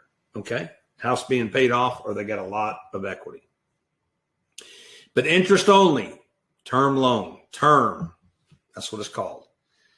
Okay, a lower assessment for land classified as being for agricultural purposes is protected by laws known as what? A lower assessment for land classified as being for ag property. This is in Florida. There is a special tax law they have for agricultural property owners, right? For ag purposes only. They don't charge the same market value for that land as they would for someone that's got land zoned commercial or residential condos, okay? This is for ag. What is that called? What law is that called in Florida that gives these agricultural property owners a good tax break called a lower an assessed value? Okay? And that's called, under number one, the Greenbelt exemption. Okay? It's the Greenbelt law. So basically, these are farmers that receive a lower assessed value and they pay less taxes because that land's only used specifically for agricultural property and not development. Okay? Now, there's got to be certain specifications on how much that ag property has to contain, whether it's crops and or farm animals. So there's specific requirements that has to be met for them to fall under the Greenbelt law exemption. Okay. If you look at immune property, exempt property, those are two properties, types of properties. Immune property is like a government installation. Okay. In other words, they're not even assessed. They're not even charged. No tax money comes from a military installation. Okay. Exempt properties, like churches, nonprofits, right? They're exempt from a tax property, from a tax bill. And then the different homestead exemptions, $25,000 for city, county, and school. Okay. And you got assessed values above 75. The city and county gets an extra $25,000, not the school. And then disability, widow, $500, blind, $500. And then you got military duty and military spouse exemptions too as well. Okay. To save our home, that's just it limits the assessed value that can go up from one year to the other. Okay. So agriculture, we're talking about the Greenbelt law. All right. A sales associate disputes the facts and allegations in a formal complaint. Which statement is true regarding this situation? A sales associate disputes the facts and allegations in a formal complaint. Which statement is true regarding this situation? So we're talking about a formal complaint. Remember, this is under 475. Disputes facts and allegations. Which statement is true regarding this situation? What do y'all think it is?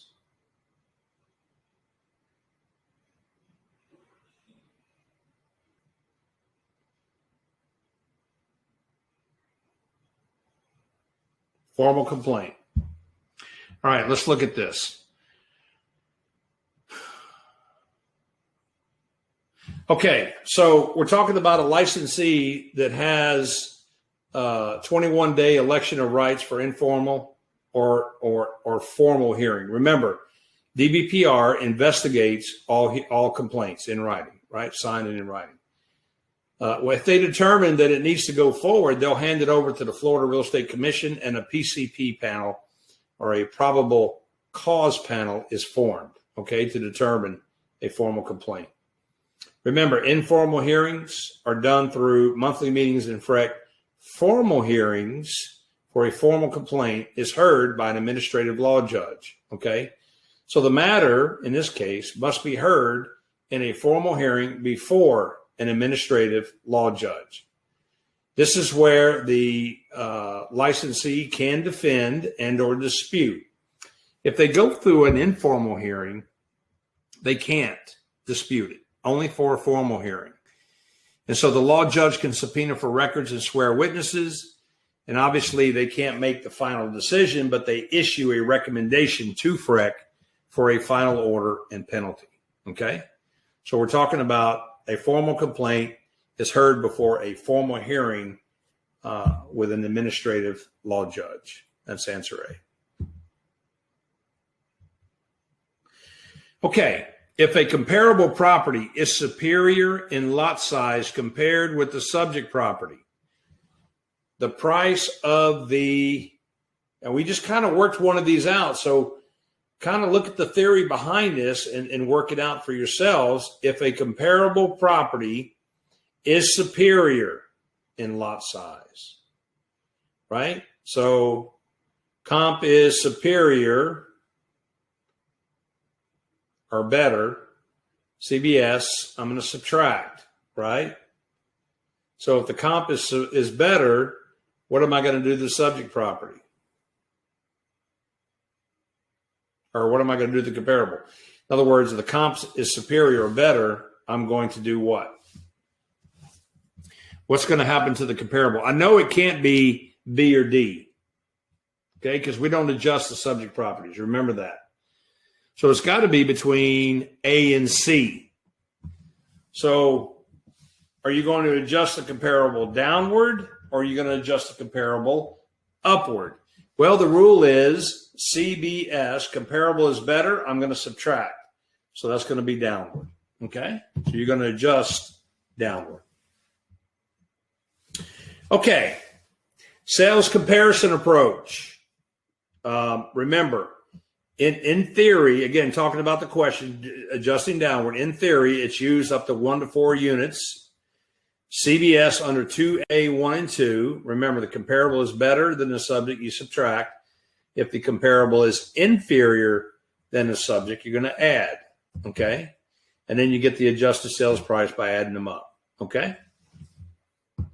Instead of subtraction and addition, they use upwards and downwards in the problem. So you just got to correlate. That's why you want to know CBS and CIA, okay? You want to know those. All right. If the capitalization rate remains constant, but the net operating income is increased, how will this affect the value of property? Okay. Okay, so let's look at this. We're talking about capitalization rate remains constant, net operating income adjusts. Okay. Again, we're talking about Irv the appraiser, right? This gets Christine. Christine loves Irv the appraiser. All right, so Irv the appraiser, again, income equals rate times value, okay? Again, under theory, we're talking about income properties more than 4 units. There is a cap rate or a capitalization rate. This is the investor determines for return, and we're always going to convert figures to annual if you calculate it under the long method. But they're just asking what happens if everything remains the same and all you do is adjust the income or the net operating income. So I got an example. This isn't a problem we have to work out, but I got an example. So as I say, the net operating income is $30,000, the rate's 10%, and the value is $300,000. Okay, then that's if I take 30,000 divided by 10%, that's valued at 300,000. So I'm writing this out, and this is how you want to work these type of problems. I mean, you may have to create something to find out what happens if it increases or decreases. So if you look at the first line at the bottom, it says NOI increases to 40,000. So then I'm going to take 40,000 divided by 0.10 or 10%, I get 400,000.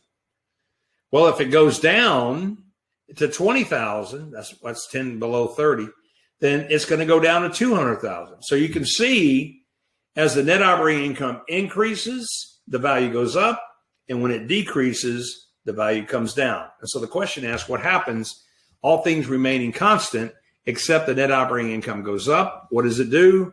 The property value increases, okay? So the more money that the property makes, net operating income, it produces a higher value, okay? And again, they may not give you a problem to work out, but you may have to create something to kind of visualize and see how this works, okay? Because it may not be net operating income. What happens if the cap rate goes up or down? right? So you have to make those adjustments and work it out on a scratch piece of paper. For more practice questions, videos, and insight into the state exam, we encourage you to join our free webinar, How to Pass the Real Estate Exam Without Your Real Estate Book and with only 15 to 20 hours of study time. Get registered now at myrealestatetutor.com/exam. All right, characteristics of real estate value do not include what? Characteristics of real estate value do not include what?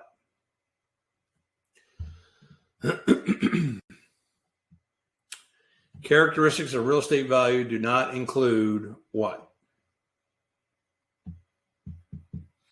All right. And there's an area here that talks about characteristics to determine value, okay? Or highest value. Now, there's a memory aid I like to use called DUST, D-U-S-T, and it's a good memory aid. So this is how value is determined, or the highest value is determined. First, it's demand, right? So there needs to be a want, right? So demand means I got a lot of people, right? That's going to drive the price up a little bit. Multiple offers. This is very common for those of you who are practicing real estate right now. You get multiple offers on a transaction, get a lot of buyers that like one property. Guess what happens? Bring your highest and best. Next thing you know, you're 15, 20,000 above list price, right? If it appraises, that's a good deal, right? So demand. Utility, it's got to serve a purpose and obviously satisfy the need for the purchaser. And in scarcity, this falls under the supply and demand. Okay. So scarcity means I got a few properties, a lot of buyers, price is going to go up. Okay. And then it's got to be able to be transferred. Okay. So a marketable title. So here is your determinants of creating the highest value when it comes to real estate. DUST, demand, utility, scarcity, and transferability. The one that doesn't fit that answer, and there's all of them in there except cost, which is answer A. Right? So cost is not a determinant. All right, next question. The compass direction, that is the straight line opposite of south 45 degrees east. I mean, you got the straight line opposite, right? Is what?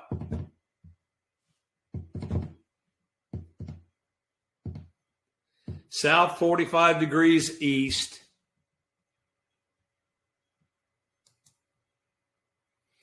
And a little bit about compass direction. We're talking about described direction of a parcel boundary. Remember, compasses are in 360.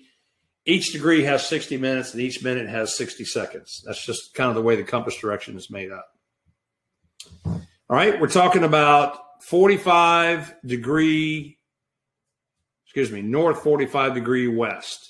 Okay, is going to be your answer. So opposite of south is going to be north. Okay, you can see the compass drawing.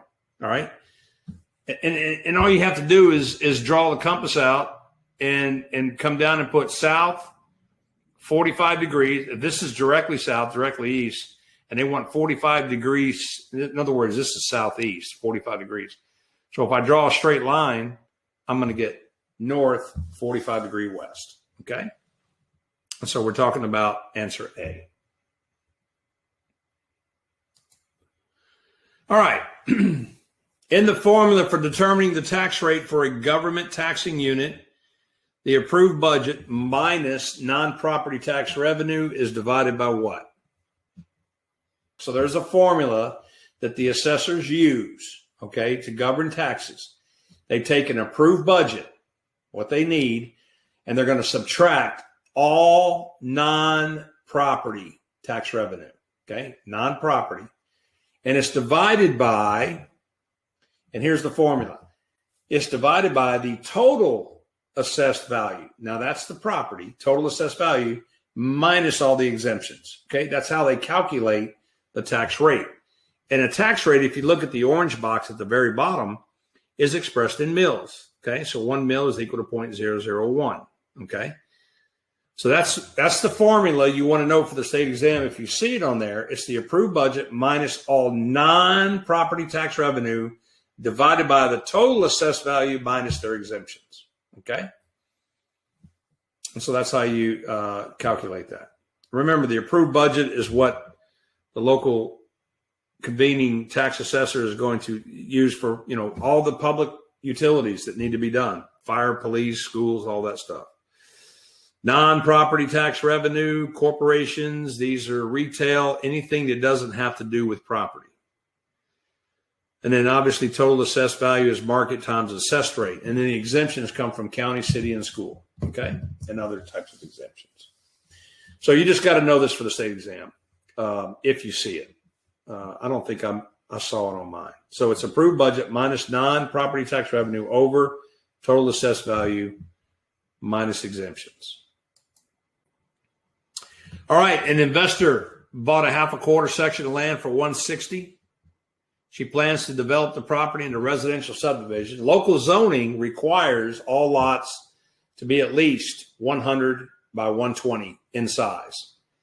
Engineering firm employed the investor, informed her that 484,800 square feet of the tract of land is going to be, there's a term called concurrency. That's the infrastructure. So park, sewer, storms, and all that. The engineering firm also estimated that the total cost and associated expenses is going to be 5 times the raw land cost. The investor wants to make a profit of 10% on the total cost. How much must the investor average per lot to accomplish her profit objective? All right. We're going to work this together, obviously. Again, this is one of these questions that you want to unpack line by line, okay? So the first thing I'm going to do, step number 1, an investor bought half of a quarter section of land for $160,000. So I got to determine how much that land is. So I know step 1, 640 acres is one section. Well, it's half of a quarter. So if I divide it by 4, I get 160. And it's half of a quarter. That's going to be 80 acres for $160,000. Okay? That's my first step. Okay? So I got 80 acres. That's how much land is in this deal, 80 acres. And she purchased it for $160,000. The next thing I got to do is determine the minimum lot size. And that's just length times width. 12,000 square feet is each lot size. Okay, it has to be that. The infrastructure, I'm just going to copy down 484,800 square feet. Okay, that's how much is going to be done and go through concurrency. Okay, that's step number 3. Step number 4, I got to find out what the total development cost is. The problem says it's 5 times the raw land. So for the development cost, that's all the infrastructure and everything like that. That's going to cost me $800,000. It's going to cost her $800,000. Okay. Now, the total cost is going to be the development cost plus the raw land. Okay. So 800 plus 160, her total in cost for everything, for the raw land and the 5 times the improvement of the raw land is going to be $960,000. So it's going to be the 5 times value plus the raw land. Okay, that's her total in cost to develop. Okay. Now, out of $960,000, she wants to make 10%. Okay, so I'm just doing step at a time. So if she wants to make 10% of that, I'm going to multiply. Remember, 100% plus 10 is 110%, right? So I'm going to multiply that by 110%. So now that total investment has to come to $1,056,000. Okay, if she wants to make 10% of that. Okay, so now I've got a total now of the investment of $1,056,000. Okay, now I've got to determine how many lots, right? How many lots are in 80 acres? If I take 80 acres times, again, 43,560 square feet in 1 acre, I get 3,484,800 square feet. Okay. I've got to subtract out my infrastructure, okay, which is 484,800. So that leaves me with 3 million square feet of usable property at a minimum of 12,000 square feet that they allow. That's the government.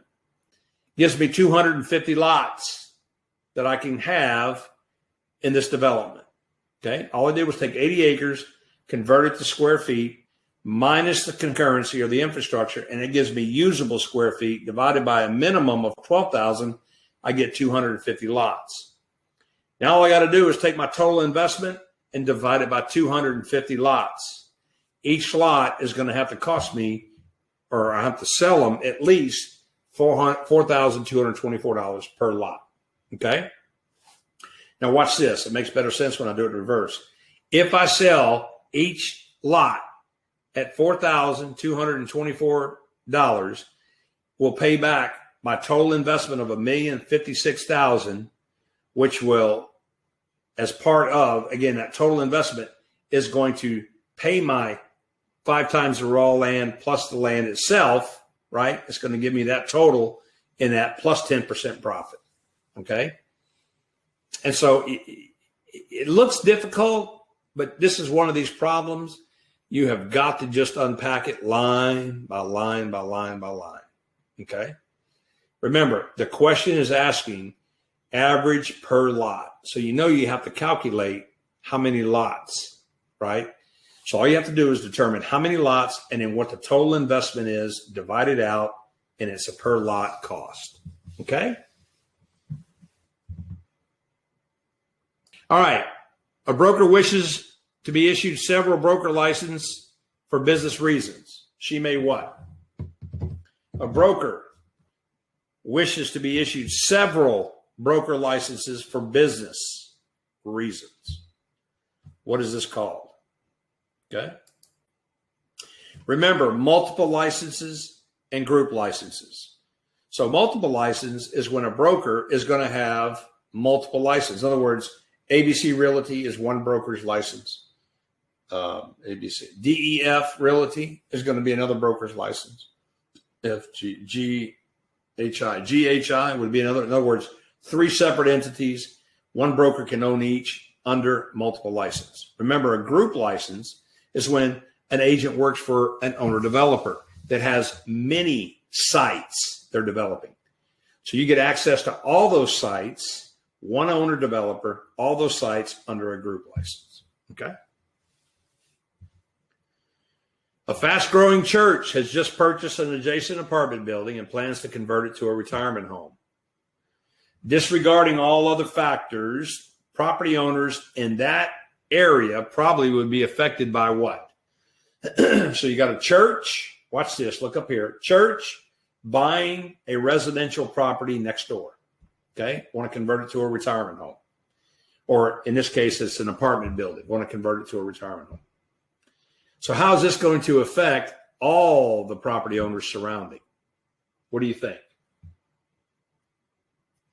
All right. Let's take a look at this. Exemptions from property tax. All right. Immune properties. Remember, government installations, state or federal, right? Don't pay property tax. Not even included in the assessment, right? Those properties. Those are state, they don't generate any income. It's government use. So they're not even included in an assessment. Exempt properties, although they're exempt. Okay. Churches, nonprofits. Now, what happens when a church buys up a residence next door, in this case, an apartment building? Well, that apartment building, remember, let's just take this community as this big right here. Okay. And all the properties within this community are paying property taxes. Okay. Now you've got a church that's exempt and buys a participant who is paying property tax. Remember, all this property tax goes towards one budget. Okay. So if this church buys that property, that's going to take this property out and put it into an exempt. That means that budget that's going to remain constant is going to have to be, the payment on that is going to go up for each individual property owner, because you've had one property owner that's been pulled out and now is fully exempt with a church. Okay. Being the same budget, your expenses will go up. So your taxes will increase. Okay. So higher taxes. All right, the sales associate has helped the buyer locate a property, made an offer to purchase. The buyer gives the sales associate an earnest money check of $2,500 payable to a title company. Okay, we're going back to 475 Florida statutes when it comes to escrow accounts. Okay, escrow monies. Okay, we're not asking about the time frame a broker has to put in an escrow account. What must be done if a title company gets the deposit to put in their escrow account? What do they have to do? What has to be done?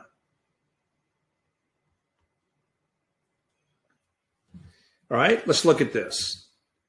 When it comes to title companies receiving escrow money in a transaction, the sales associate has to indicate, okay, if that's a participant, third-party vendor, a participant to hold the escrow money, they have to put the name, address, and telephone number of that title company on the purchase agreement, okay? So we're talking about number 7, title company.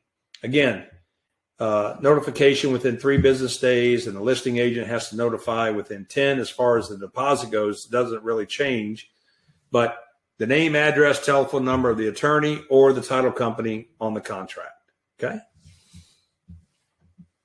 Now, who is required to obtain a Florida mortgage loan origination license? Mortgage loan origination license. Who is required?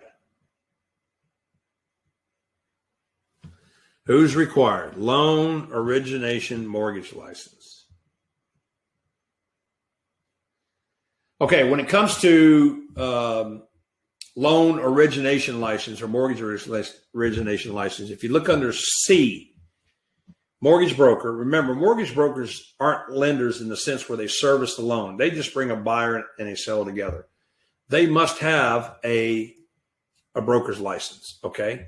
So when we talk about the question we're asking, who's required to obtain a mortgage loan origination license, it's D, an agent of a state-regulated mortgage lender who takes loan applications for consumers, okay?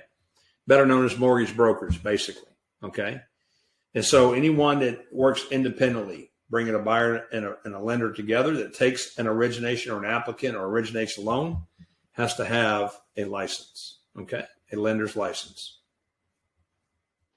For more practice questions, videos, and insight into the state exam, we encourage you to join our free webinar, How to Pass the Real Estate Exam Without Your Real Estate Book and with only 15 to 20 hours of study time. Get registered now at myrealestatetutor.com/exam.